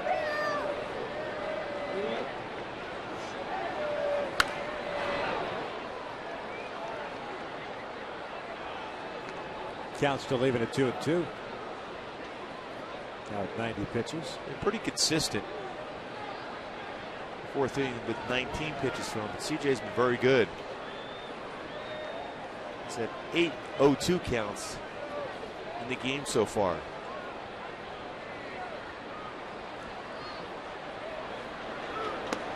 Full count.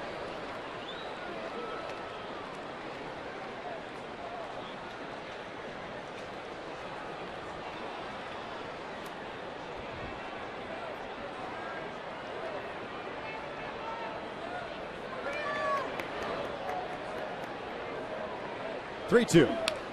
Bounce foul.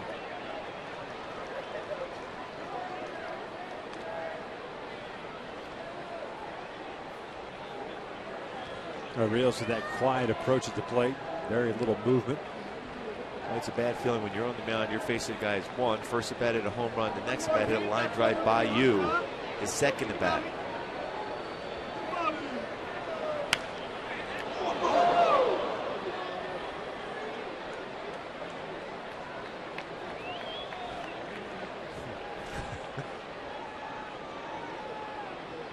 So he's making sure he's protected there. That ground ball into the dugout. 9 pitch at bat so far.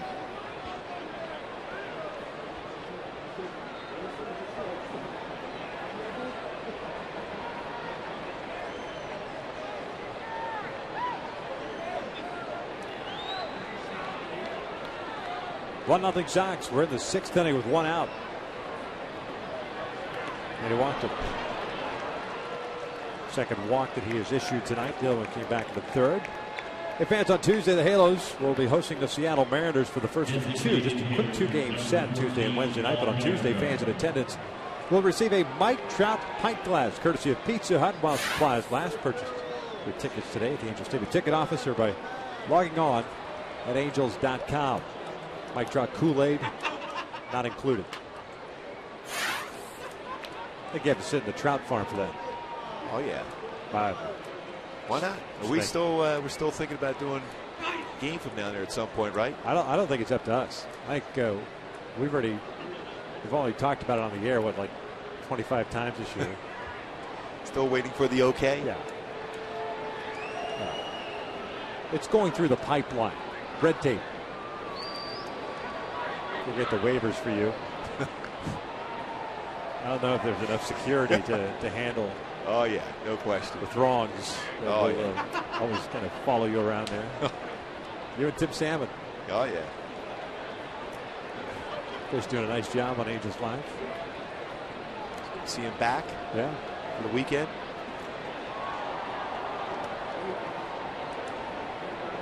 First one to Konerko. It's grounded to the left side. Diving stop by Jimenez. Fires to second for 1. Wheeler to first in time.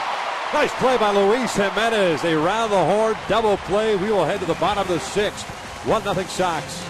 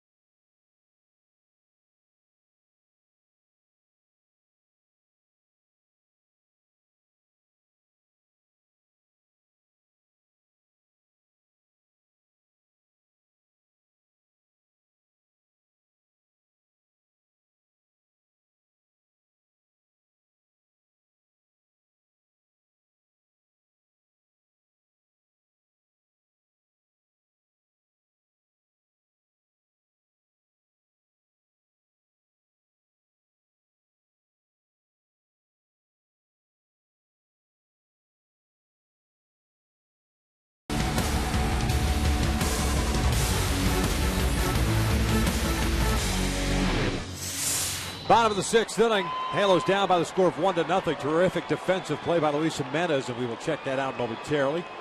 But here the sixth against Chris Sale. It'll be 2, 3, and 4 for the Angels. Trout, Pujols, and Trumbo. Mike with a walk in the first inning, a fly ball to center in the third.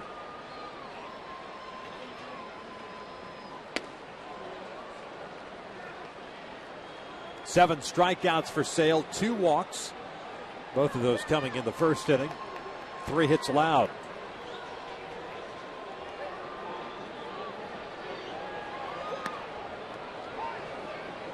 One ball, 1 strike. The Angels have had a couple of opportunities. 0 for 3 tonight against Sale with men in scoring position. The Angels were 2 for 8 last night. That is hooked down the left field line, but he got out in front of it. It was pulled foul. Certainly has had a couple good swings against Sale tonight. That line drive right to center field that Diaza ran in and caught that one there. Yeah, I said that was a fly ball to center. It was more like a rocket to center field.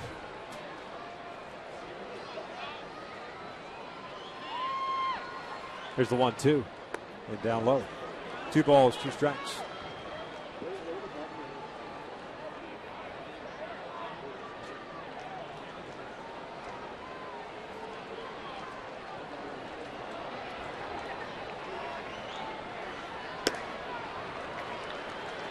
You've seen him try when he goes upstairs with the fastball. He's just rearing back and throwing, doesn't follow through. That's the one time he doesn't follow through with his mechanics, is when he's trying to go upstairs with a fastball. The CJ does that on occasion too when he tries to elevate the fastball. 3-2 pitch. And it's a called strike 3. Trout doesn't like it. Saying that ball was down.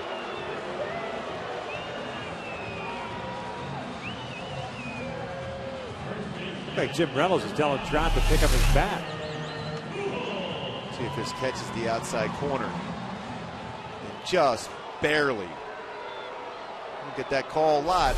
Sale's been around the plate.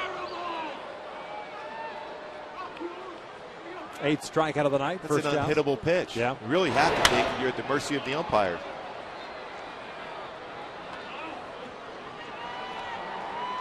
I mean, that's a tough pitch to elevate. I mean, if you hit it, more than likely it's going to be on the ground, and you're hoping that it sneaks through.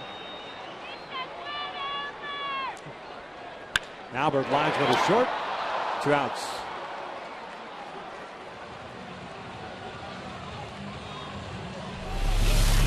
Jimenez got great range using all that glove. Not only makes the play, strong throw to Howie, quick enough to be able to allow Howie to avoid the hard slide from Rios for a 5-4-3 double play. That's 8 double plays that Jimenez has been involved in 18 starts. He's been very, very good at that third base position. There's Mark Trumbo. Been on base twice with a walk and a double. The Angels have squared up some baseballs tonight. They just been right at some of the guys. I like that fist pump too by Jimenez after they turned that 5-4-3 double play. That energy he brings to the game and in that dugout.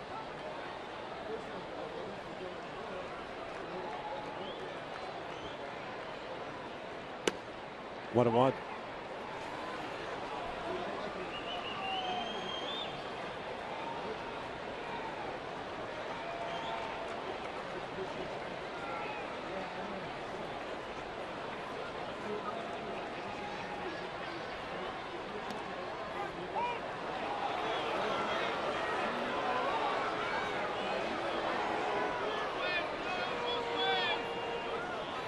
In that low strike zone.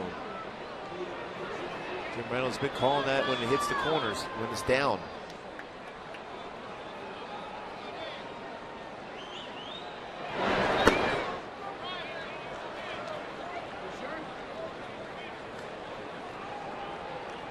Double that Trumbo picked up in the 4th inning, his 12th of the year. Stranded at second base. Sale picked up 3 strikeouts in that 4th. I'll go 4 for 7 against Sale in his career. Called strike 3, and the inning comes to an end. The Angels go down in order, 6 in the books, 1-0 Sox.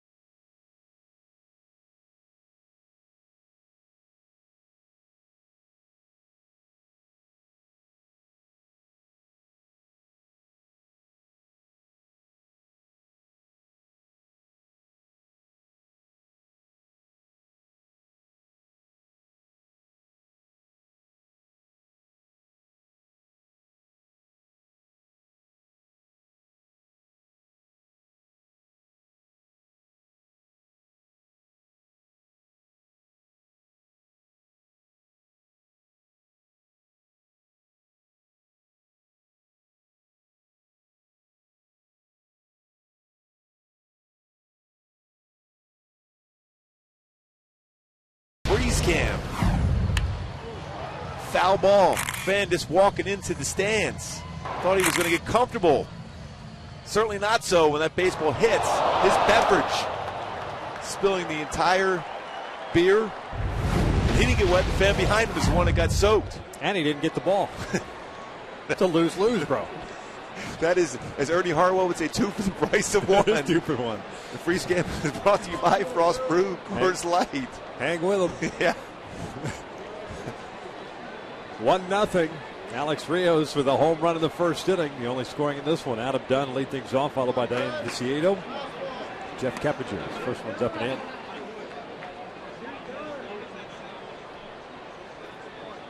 .96 pitches thrown by CJ. 66 have been strikes. 2 strikeouts, 2 walks. Over shift with 3 infielders on the right side. Dunn went around. It's 1 ball, 1 strike. There's some movement.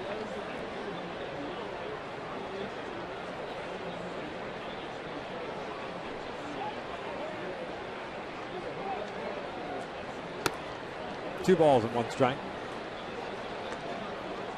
Garrett Richards is playing catch now.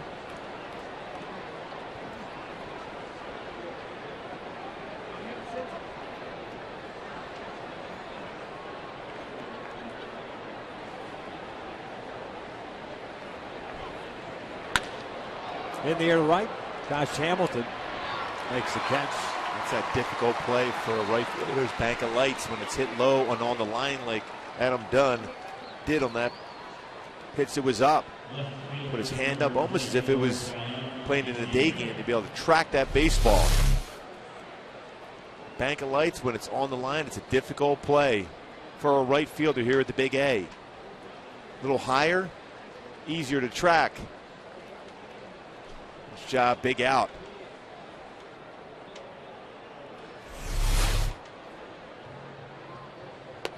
Viciedo looks at a strike. Twice has grounded out tonight. Once is short, once the second. CJ now at 100 pitches, 69 strikes. Extremely impressive so far for CJ Wilson. He's a guy that's lived in the 100 plus pitches territory all season long. This was out towards center field. Trout will play on a hop. A 1-out single as Viciedo got up there on that fastball and turned it around. Hey, Fox Saturday Baseball returns tomorrow for the 3rd game of this 4-game set between the White Sox and the Angels. Right here, Joe Blatt looking for his first name to win, going out there. He will be opposed by Hector Santiago. Kenny Albert, Tim McCarver will have the call. That one, Fox Saturday Baseball returns tomorrow, 12:30 p.m. Pacific. Hit by Viciedo, the 5th for the White Sox tonight.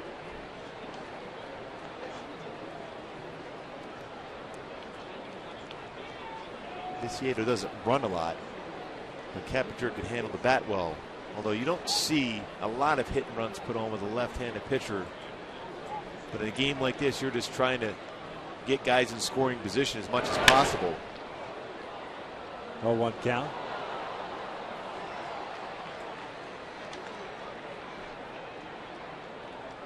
It looked like it's in the area where that guy spilled his beer. Almost like he went off the cotton candy thing over there. You would have been in tears if it had. Yeah, that would have hurt me to see the cotton candy go. 0-1 count on Keppinger.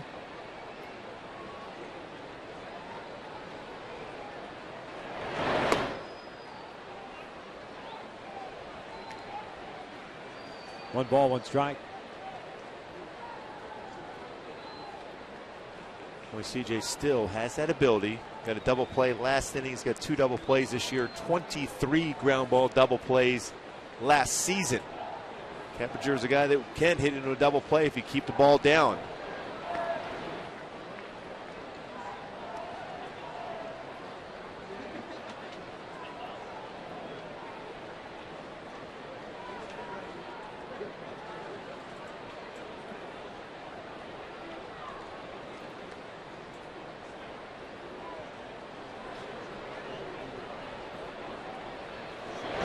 Viciedo goes. His ground ball to third. Going play for Jimenez at first base. 2 outs. Just like we thought they might put a hit and run on. And we've always been told over the years managers don't necessarily like to put hit and runs on with a left-handed pitcher. But the reality is Robin Ventura realizes how well CJ has thrown the baseball tonight. You have to force the issue. And by doing so, you avoided the second consecutive inning-ending double play. Ground ball over to Jimenez. I like the fact that Jimenez at least peeked to second base, see if he still had an opportunity. So 2 outs now, Connor Gillespie. He's real relaxed at third base. There's not a lot of panic by Jimenez. Trusts his ability. He's got a good, strong throwing arm which helps out also.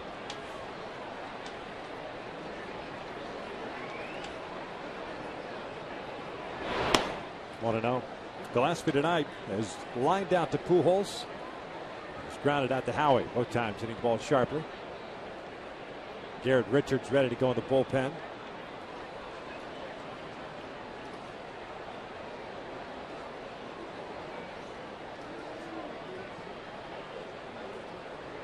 (106 pitches thrown by Wilson. Viciedo at second as Gillespie swings and misses. He's had a very good breaking ball tonight, CJ. Yep. High watermark as far as pitches thrown in a game this year, 123. It was against Oakland at the Coliseum on May the 1st. Picked up the win in that one.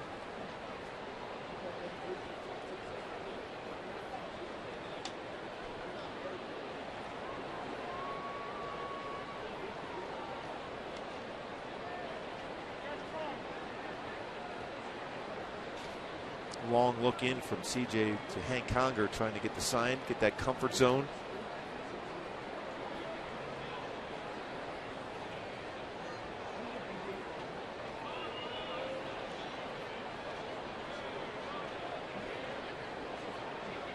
One pitch. Gillespie lines one into center field. That's a base hit. Viciedo is going to be waved around. Trout up and firing to throw to the plate is not in time. 2-0 Sox.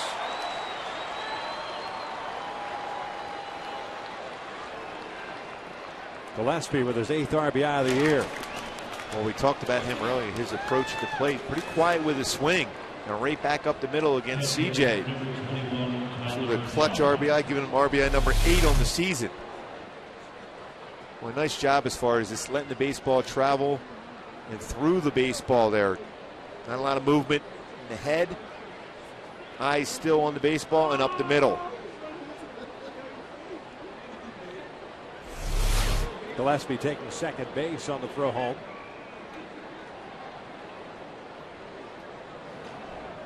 Tyler Flowers, the batter. I hate to say it, but another 2-out hit, 2-out run allowed.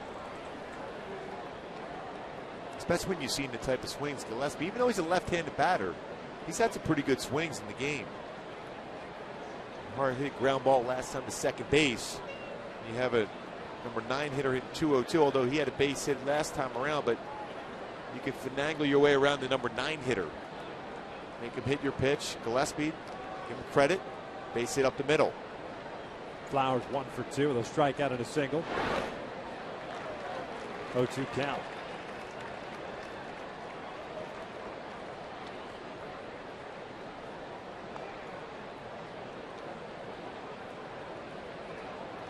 .10 pitches, 77 strikes for C.J. Wilson. It's a great ratio. It's back-to-back games in which C.J.'s thrown the ball exceptionally well against this White Sox club.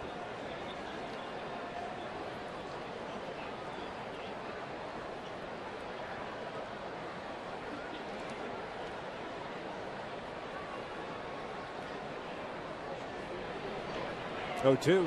Swing and a miss. Conger's got it. The inning comes to an end. Flowers said it's a foul ball. Well, there's going to be discussion to say it was actually fouled. Jim Reynolds rung it up as an out. And then all of a sudden after the conversation with Flowers, looks to first base, and that's James Hoy. James Hoy saying he said the ball hit the ground. You have to tag. As long as it wasn't a foul tip. Are they saying it was a foul tip? Yep. That's what it is. Well, we've had those odd things with the White Sox over the years. Yeah, the ball hit the ground. There's no doubt about it. The question is, did Flowers foul tip it? Yeah, it looked like he said he fouled it. It's a very good view here. Yep, got the bottom of the baseball. Fouled it into the ground. But again, if you're CJ, you see that swing 3 consecutive pitches, you could bounce another breaking pitch. Don't even make this close to the strike zone. Bounce it.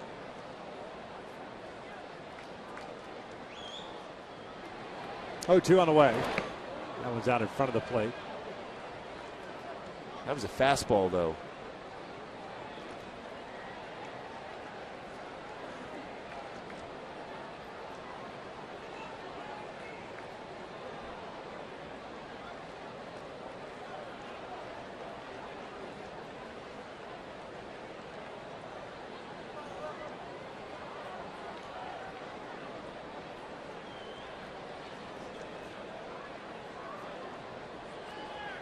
An opportunity to be able to finish off this inning, trust your offense. You've done your job on the mounds. If you're C.J. Wilson, especially if you get through this inning, keep it at a 2-0 deficit. Swing and a miss. We'll need to talk to James Boyd. The White Sox do get the run on a couple of hits. 2-0 as we head to the bottom of the 7th.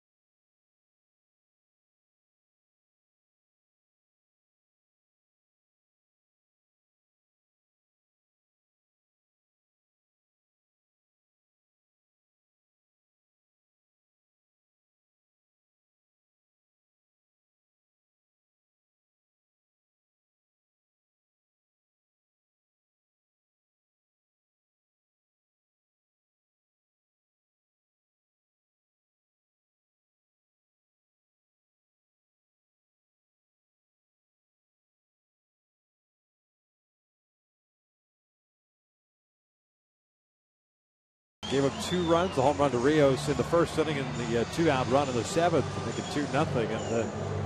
And a tougher hill to climb against Chris Sale, who has all of a sudden really gotten locked in. Of late, 9 strikeouts for him so far tonight. Boy, amazing numbers in his career versus the Eagles. His 1 earned run and 22 in the 3rd innings pitched. It was Albert Pujols a year ago today with a solo home run against Chris Sale. An exceptional effort, though, by C.J. Wilson tonight. 10 0-2 counts for him. You talk about pace and throwing a lot of strikes. C.J. Wilson did a great job. Chris Sale is once again a little bit better. Hamilton, Kendrick, and Callaspo here in the 7th inning for the Angels. Sale has thrown 85 pitches so far. 0-1 count. Hamilton tonight is 0 for 2. He has popped out and struck out.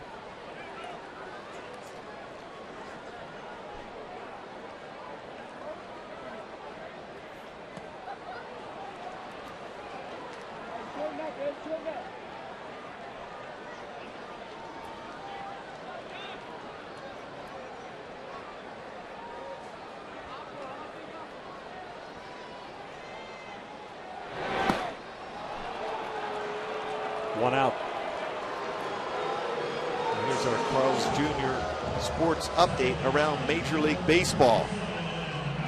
Expanded replay will be enforced in 2014 in the pitch count.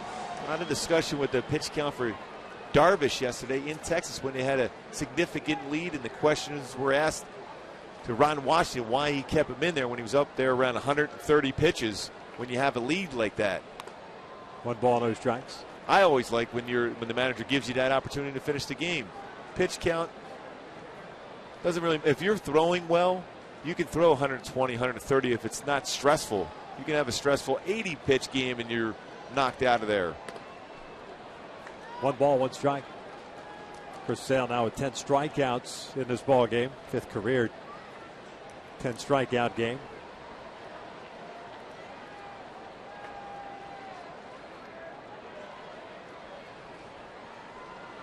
One off the plate, 2 balls and a strike.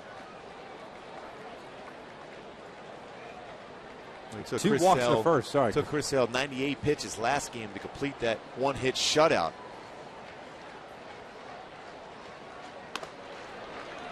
Here he is when he tries to go upstairs. He lets it go and doesn't follow through. But that's by design. Same thing you mentioned earlier, C.J. Wilson. They want to make sure they elevate that fastball. They don't want to make a mistake around belt high over the middle of the plate. Full count.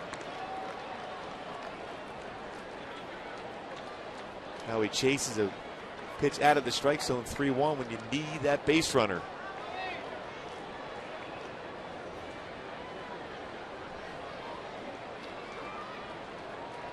Here's a 3-2. Now he fouls it off.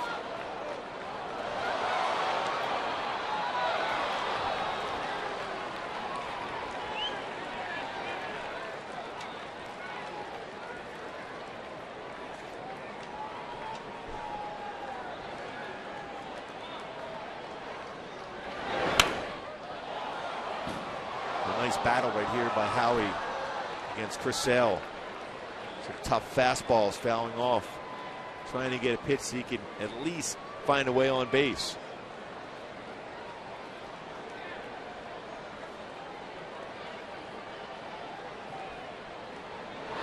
And he walked him. Sale, they fell on delivering that pitch. 3rd walk of the ball game. That'll bring up Cayasmo. We'll go back to our Hyundai key to the game. But the one that got away, you can't miss that 1 pitch or so that Chris Sale will make a mistake with.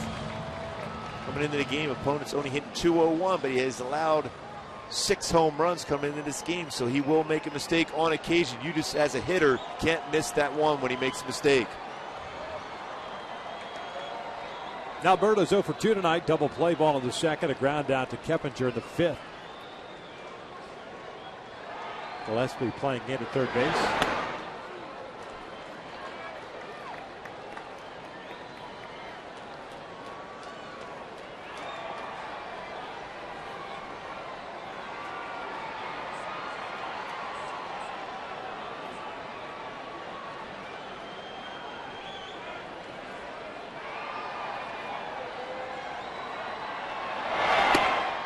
It's 2 balls and no strikes. Don Cooper's going to come out, talk things over. Maybe when he slipped, when he delivered that last pitch to Howie Kendrick, got him out of his mechanics, now falling behind 2-0. Don Cooper going to run out there to make sure he gets back into his rhythm.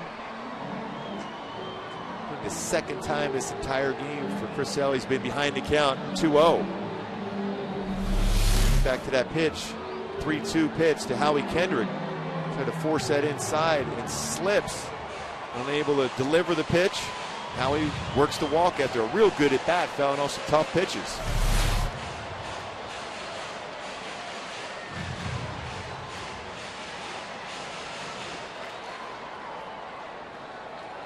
Well, if you're Cayaspo right now, you look for a grooved fastball. 2-0.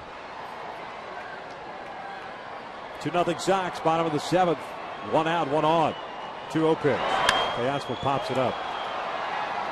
Shallow center field. Dowser comes in. 2 outs. Chris Iannetta is going to pinch hit here for Hank Conger.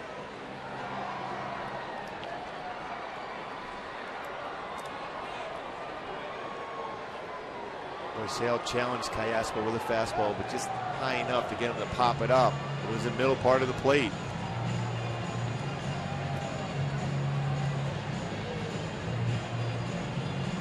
Iannetta a pinch hit for Hank. Conger finishes the game going 0 for 2 with a couple of strikeouts. Iannetta hitting .202 on the year. 3 home runs, 12 runs batted in. 0 for 2 as a pinch hitter this year.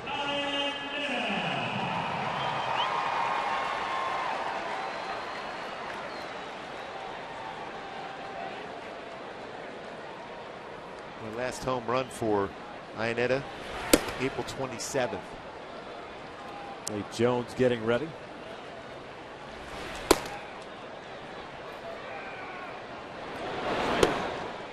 Looks at a strike.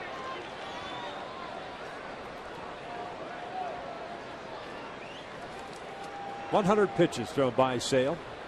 Those pitches he's thrown in the game this year, 119, 2 starts ago against Kansas City.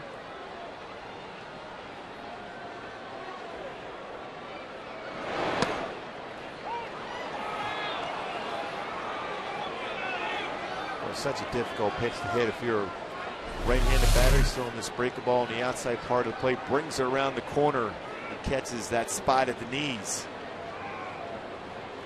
So comfortable with that one.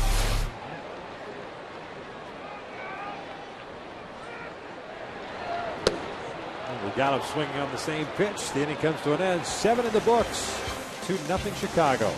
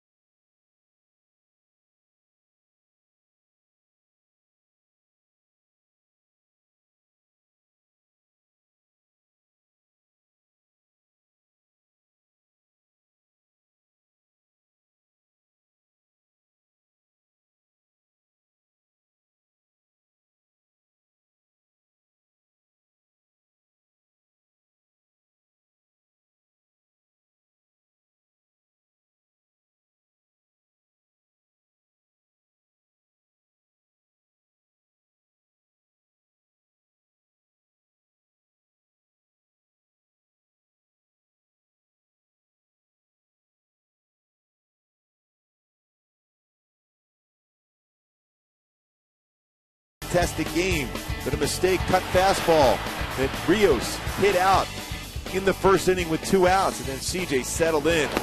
Great slider there to Flowers to get the swing and miss. Chris Sale has been very good with his backdoor breaking pitch. Then Gillespie line drive up the middle, scores Viciedo with the second and only run of the game. In a tight contested game, 2-0. CJ Wilson done. Very good effort by CJ in 7 quality innings. 7 innings, 6 hits, including the home run, 3 strikeouts, 2 walks, 2 runs, both earned, down 2-0. And here in the 8th inning, Garrett Richards takes over on the mound, or in and out, who's in, who's out. Wilson done in his longest outing of the year, 7 innings. And then now Garrett comes on to face the top of the order, and Deaza, Ramirez, and Rios. They'll be throwing to a new catcher. Chris Iannetta stays in the ball game. Got the catcher's gear on behind the dish. 2-3 mark for Richards, 4.79 ERA in 13 games. That includes 4 starts. Garrett last pitched Wednesday. 2 innings in that one, 1 run on 3 hits, 1 strikeout, 2 walks. Command was an issue for him against the Kansas City Royals. Yeah, sometimes when Garrett overthrows his pitches, it's difficult to be in that strike zone. He's got to trust movement, start middle part of the plate, trust cut action in on the lefty, or his 2-seam fastball running away against him.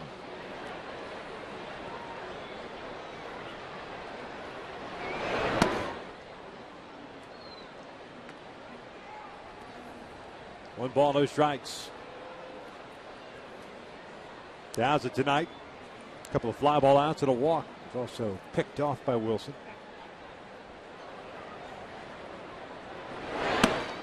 It's 2 balls and no strikes. We saw this last night. Every reliever that came out of the bullpen, maybe with the exception of Coelho late, continuously falling behind in the count.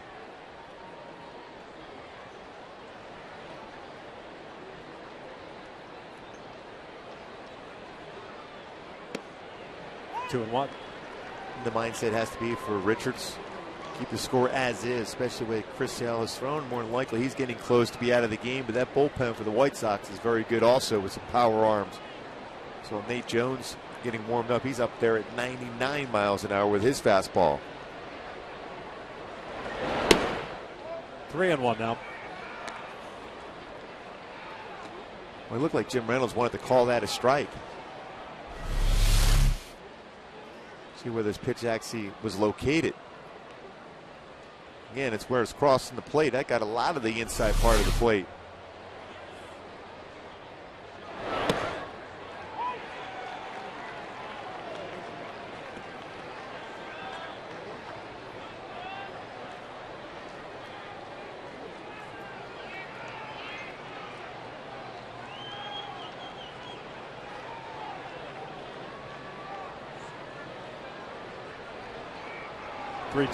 Downs pops it up, shallow left center field. Trumbo moving in and over. 1 out. Stick around after the live stat. Angels Live, presented by your SoCal Mazda dealers. Break this ball game down. Salmon will be joining me. Here from Jose Mota, be down in the clubhouse as well.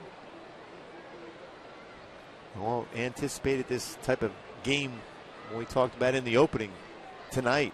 Yep. 2 very good left-handed pitchers with power fastballs and command of their secondary pitches. Ramirez fouls off the first one. It's an 0-1 count.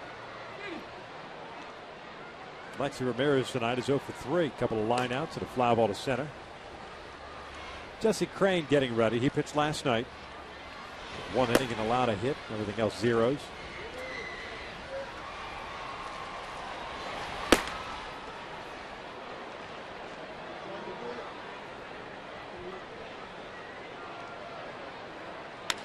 In the air to left. Trumbo giving chase. Goes around. Hits the ground. Round number 2. Yeah, it looked like he just got it off the end of the bat. A breaking pitch just out in front of enough to keep it in the yard. Well, and the frustration from Ramirez because he did have a hanging breaking pitch, it looked like.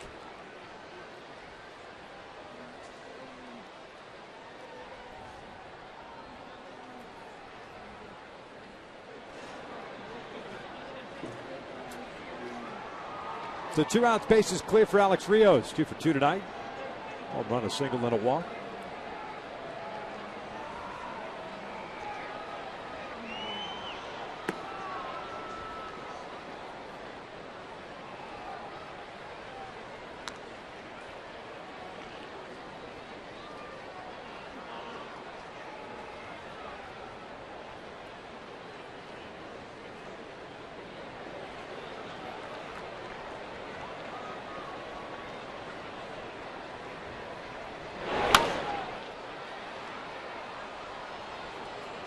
That swing right there will tell you the movement on that pitch. Looks like a nice 4-seam fastball that you could pull the trigger on, all of a sudden darts away from you as a right-handed batter. I've had so many conversations from players on opposing teams when they talk about Garrett Richards. They keep saying it's a cut fastball, but in reality, like you said, Victor, it's a 4-seam fastball that has cutting action, but it still has the velocity of a 4-seam fastball and cut action to it.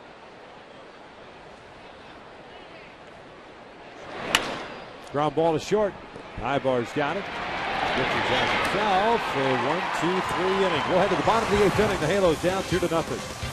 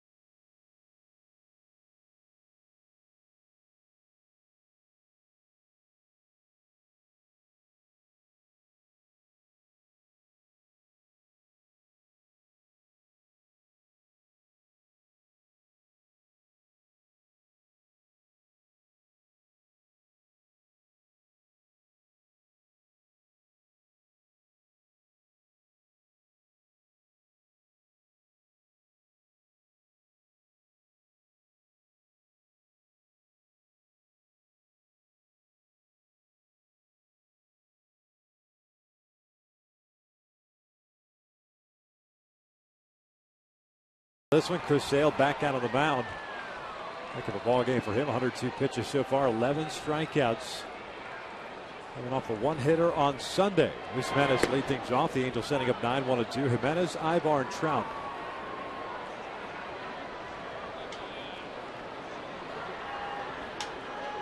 Luis Jimenez 1 for 2 with a strikeout and a single. Pops it up. Keppinger, the second baseman, a couple of steps onto the outfield grass. Puts it away for the first out.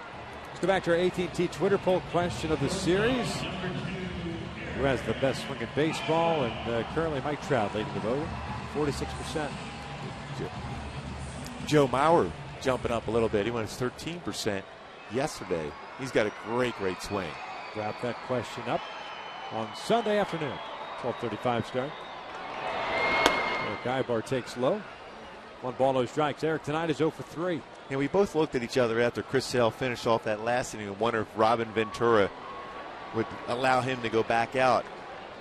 There's no question the way he's been thrown. Even though they have a very good bullpen, the White Sox, he's still in command. It's a tough decision as a manager because you know he's coming off a complete game last time out. Even though it was 98 pitches thrown, that's a stressful 98 pitches thrown last game. 1 ball, 2 strikes. He's made it look easy tonight. Once again. I said high energy guy, throws a lot of strikes. So 108 pitches in this game so far, 74 in the strike zone. Both pitchers very good as far as throwing strikes.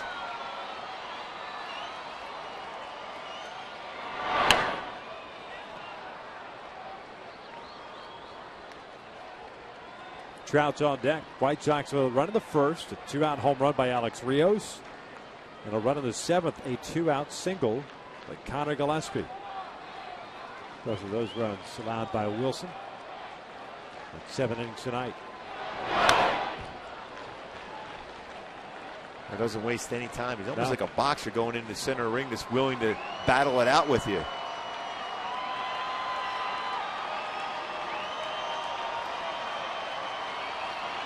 Like I said earlier, Howie Kendrick told me that this guy has that look. He's very competitive on the mound. And when you have that type of stuff he has, and deception, and you have that will to want to go out and compete deep into games, makes it difficult for a hitter to make good contact against him. 3 hits tonight.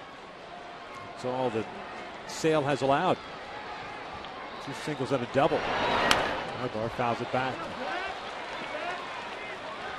Kendrick led off to second with a single, and Teoscar hit in a double play. Trumbull had a 1-out double, but then Sale struck out Hamilton and Kendrick.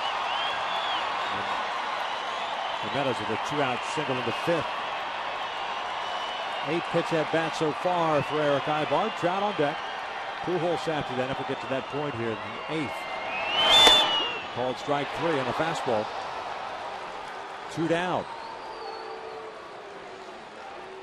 Well, not only velocity still there, location, but Robin Ventura with Mike Trout coming up is going to go down to the bullpen. Well, 5 of the 12 strikeouts he has picked up tonight have been looking. So he's worked both sides of the plate exceptionally. Robin Ventura is making the move. We're in the 8th inning with 2 outs. Chris Sale is no longer in the game. Justin Crane is coming on. The Angels down 2-0.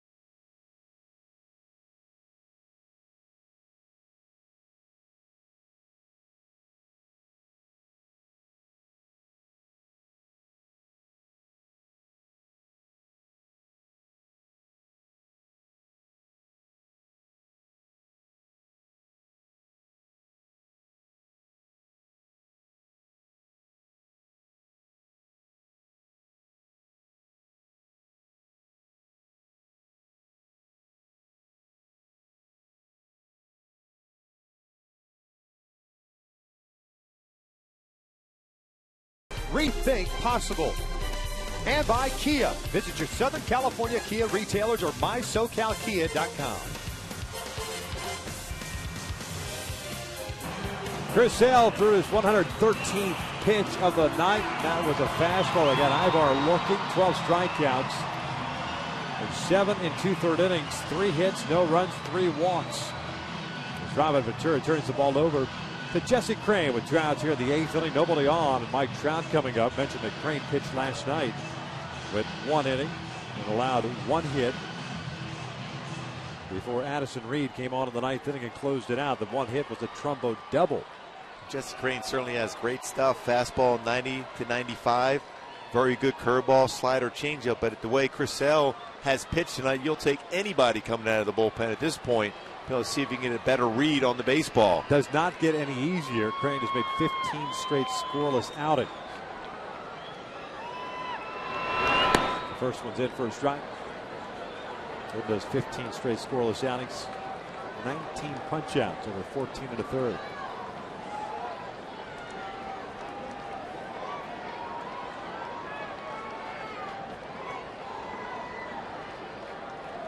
Trout tonight has walked, hit a fly ball to center and struck out looking. He's 0 for 2.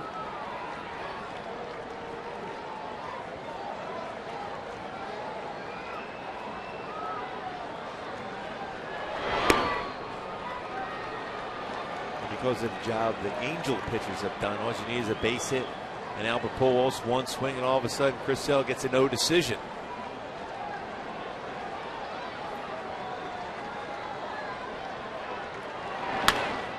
This one's popped up on the first base side, drifting toward the dugout. Adam Dunn's not going to be able to reach in there and get it. And if there was anybody on this field that could have that reach, it would be Adam Dunn. I was going to say, I was thinking it was close enough to that dugout. As big as he is, might have a chance to reach in there. So Trout in the hole here to ball and 2 strikes. Pujols on deck. In the worst case scenario, the 9th inning, Pujols, Trumbo, Hamilton. More than likely to face Addison Reed, who came in and threw very well last night. 2-2. Generally, Crain, after he throws that fastball inside against a right-hander, will come with the curveball. That's his go-to out pitch.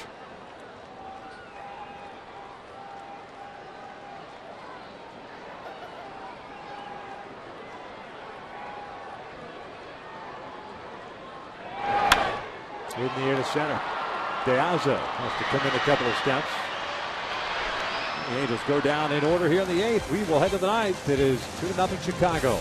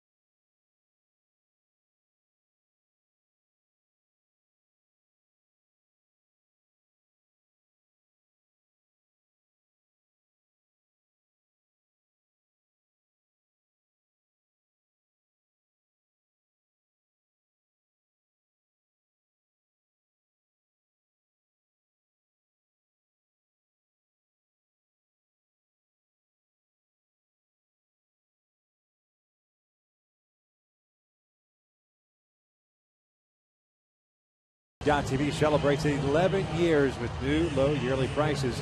You can watch every out-of-market game live on over 350 supported mobile and connected devices in HD quality with MLB.TV Premium. Visit MLB.tv today. Baseball everywhere. Garrett Richards back out for his second inning of work. He'll face Paul Konerko, Adam Dunn, and Diane Viciedo.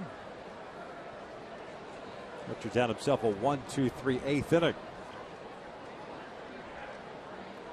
Konerko tonight is 1 for 3. A single back in the fourth inning. Rolled into that inning-ending double play. Nice play that was started by Luis Jimenez at third base. Addison Reed, by the way, is starting to get ready for the White Sox. He was their closer.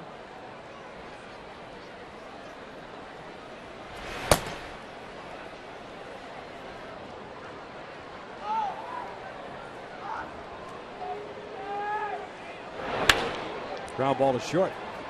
Ibar's got it. One out.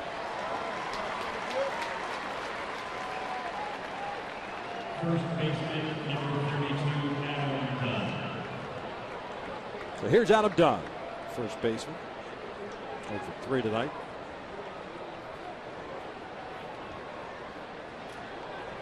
He's hit a couple baseballs pretty well. One to left center field, the track down. Another one to right field that Josh Hamilton was able to see enough of it in the bank of lights to catch that ball.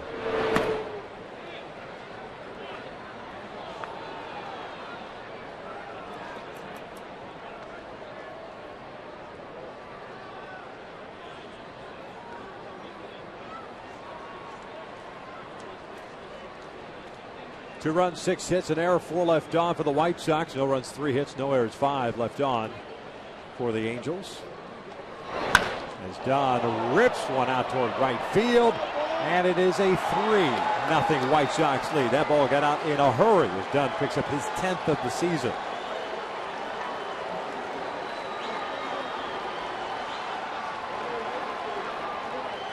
Like we said, that's 3 pretty good swings in the game for Adam Dunn. 2 that were caught, and that one out of the ballpark. 10th home run, 20th RBI, fastball, inner half and up. It didn't take long for that to get out. Richards hoping he had enough top hand spin that would keep that in the ballpark off the wall. 416th career home run for Adam Dunn. 4th home run that Richards has allowed this season as Viciedo fouls one back.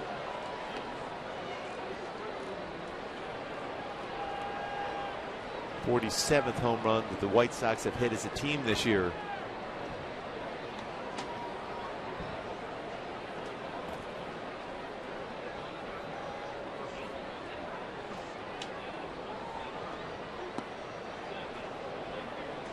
One ball, one strike. Viciedo had a single with a run scored in the 7th.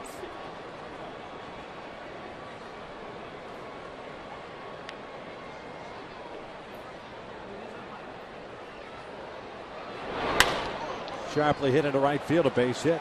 So back-to-back hits allowed by Richards.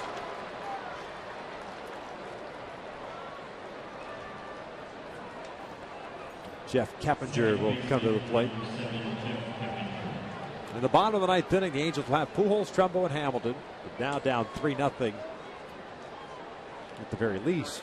Dwayne Wise takes over as a pinch runner over at first base.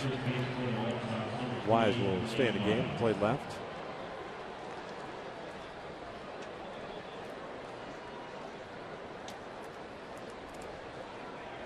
Keppinger tonight 0 for 3. A couple of ground outs to the fly to right.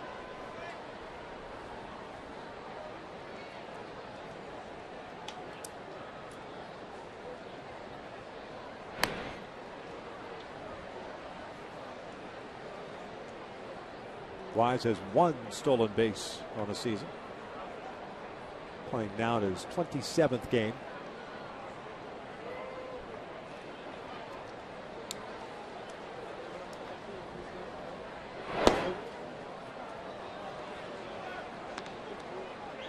One 0 count.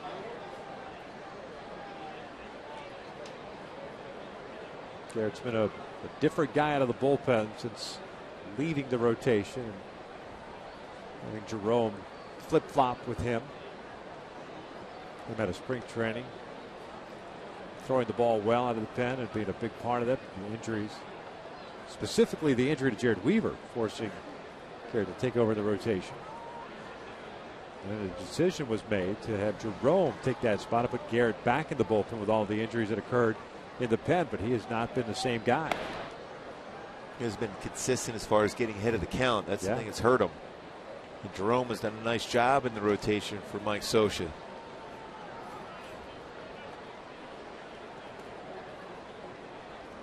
Nate Jones has joined in the White Sox bullpen.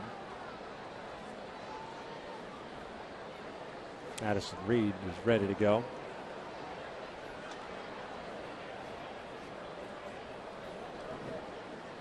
Now Mark Lowe gets up for the Angels.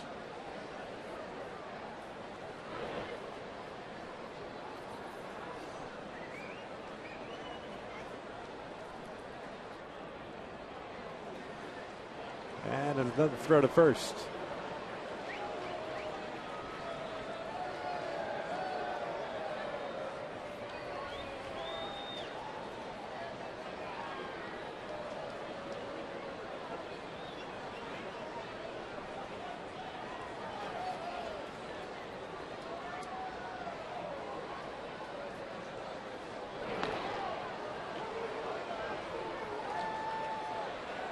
Well, with the anticipation of Wise trying to steal a base. Number of throws over to first base. Most times that's put on by Rob Piccolo as far as that pickoff. Wise takes off, pitch out, the third out for Iannetta, and that is in time. 2 down.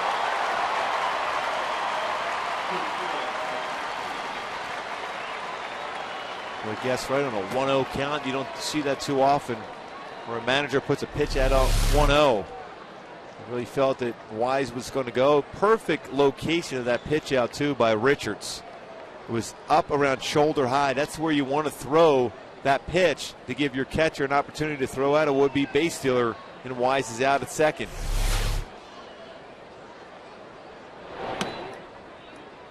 But that was textbook as far as location of that pitch out by Garrett Richards. And a good throw by Chris Iannetta.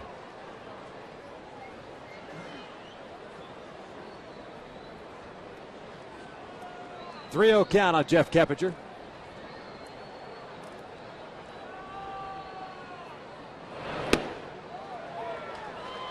Keppinger had gone all season without a walk until last night when Michael Kahn walked him and brought in a run with the bases loaded.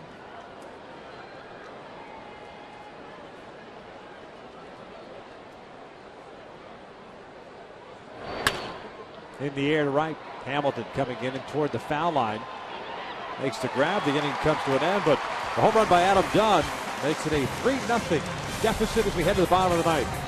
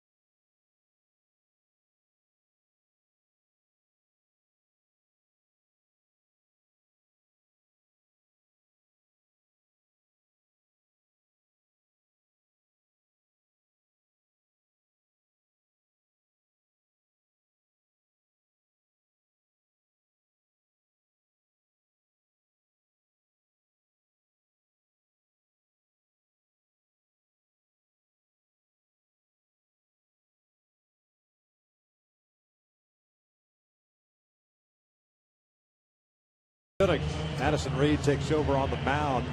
White Sox closer takes over for Jesse Crain, who had 1/3 of an inning. He retired Mike Trout to finish off that 8th. Reed last night picked up the save. The 1-2-3 ninth inning with a couple of ground outs and a fly ball out. It was his 13th save of the year.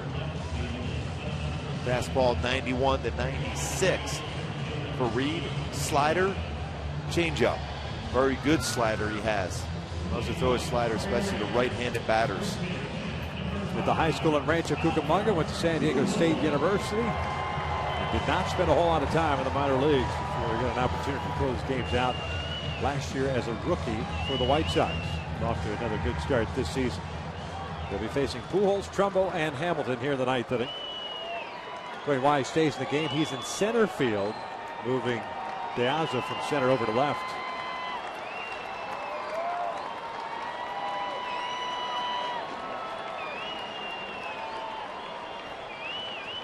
Pujols tonight 0 for 3. A couple of strikeouts and a lineout. All 3 of those plate appearances coming against Chris Sale.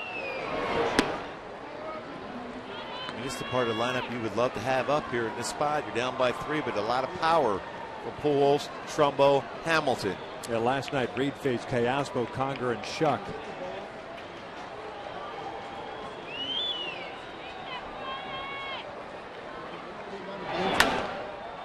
Looped foul down the right field line. 1 ball, 1 strike.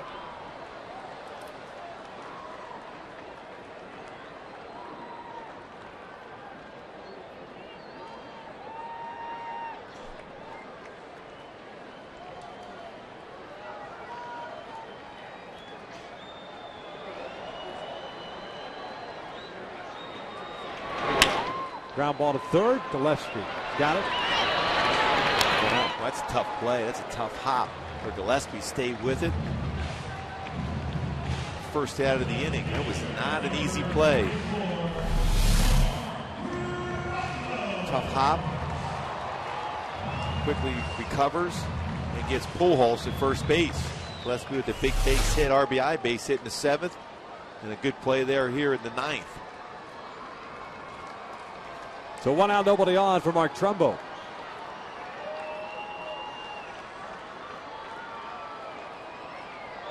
Angels offense has managed 3 hits tonight. All 3 coming against Sale. He's in line to pick up his 5th win. Went 7 2/3 tonight with 12 strikeouts. Trumbo takes inside. Mark has walked, doubled, and struck out. 1 for 2. Doubled back in the 4th inning and was stranded in scoring position.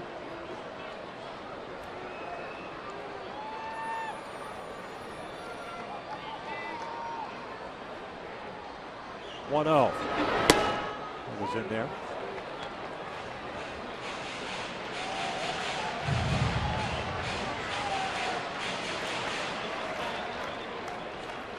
C.J. Wilson in line to take the loss. He went 7 innings tonight, allowed 2 runs on 6 hits. Struck out 3 and walked 2. Foul back. 1 and 2 now. 3 last year as a rookie. 62 games and 29 saves. Drafted in 2010 from San Diego State in the 3rd round. He touched every level in his 2nd professional season. He would get to the big leagues, pitching in 6 games for the Sox in 2011. Did he play with Strasburg down there at San Diego State? Just got a piece of it.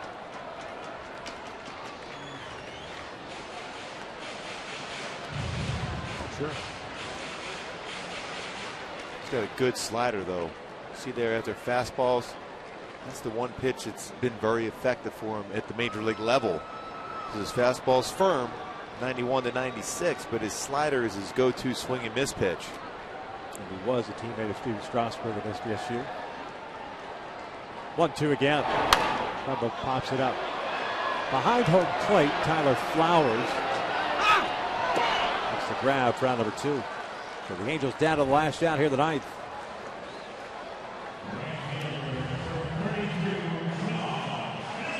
Hamilton will face Reed.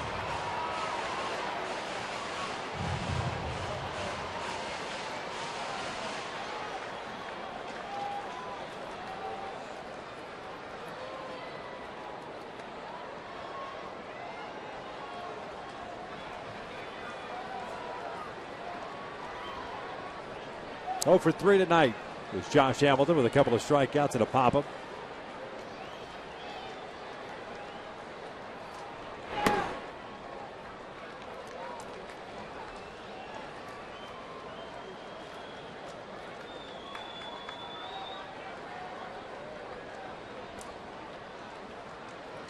Joe Bland will get the start tomorrow.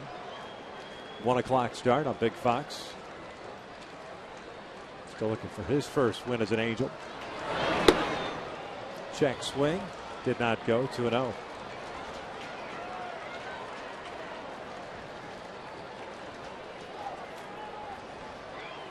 Hector Santiago will get the start for the White Sox.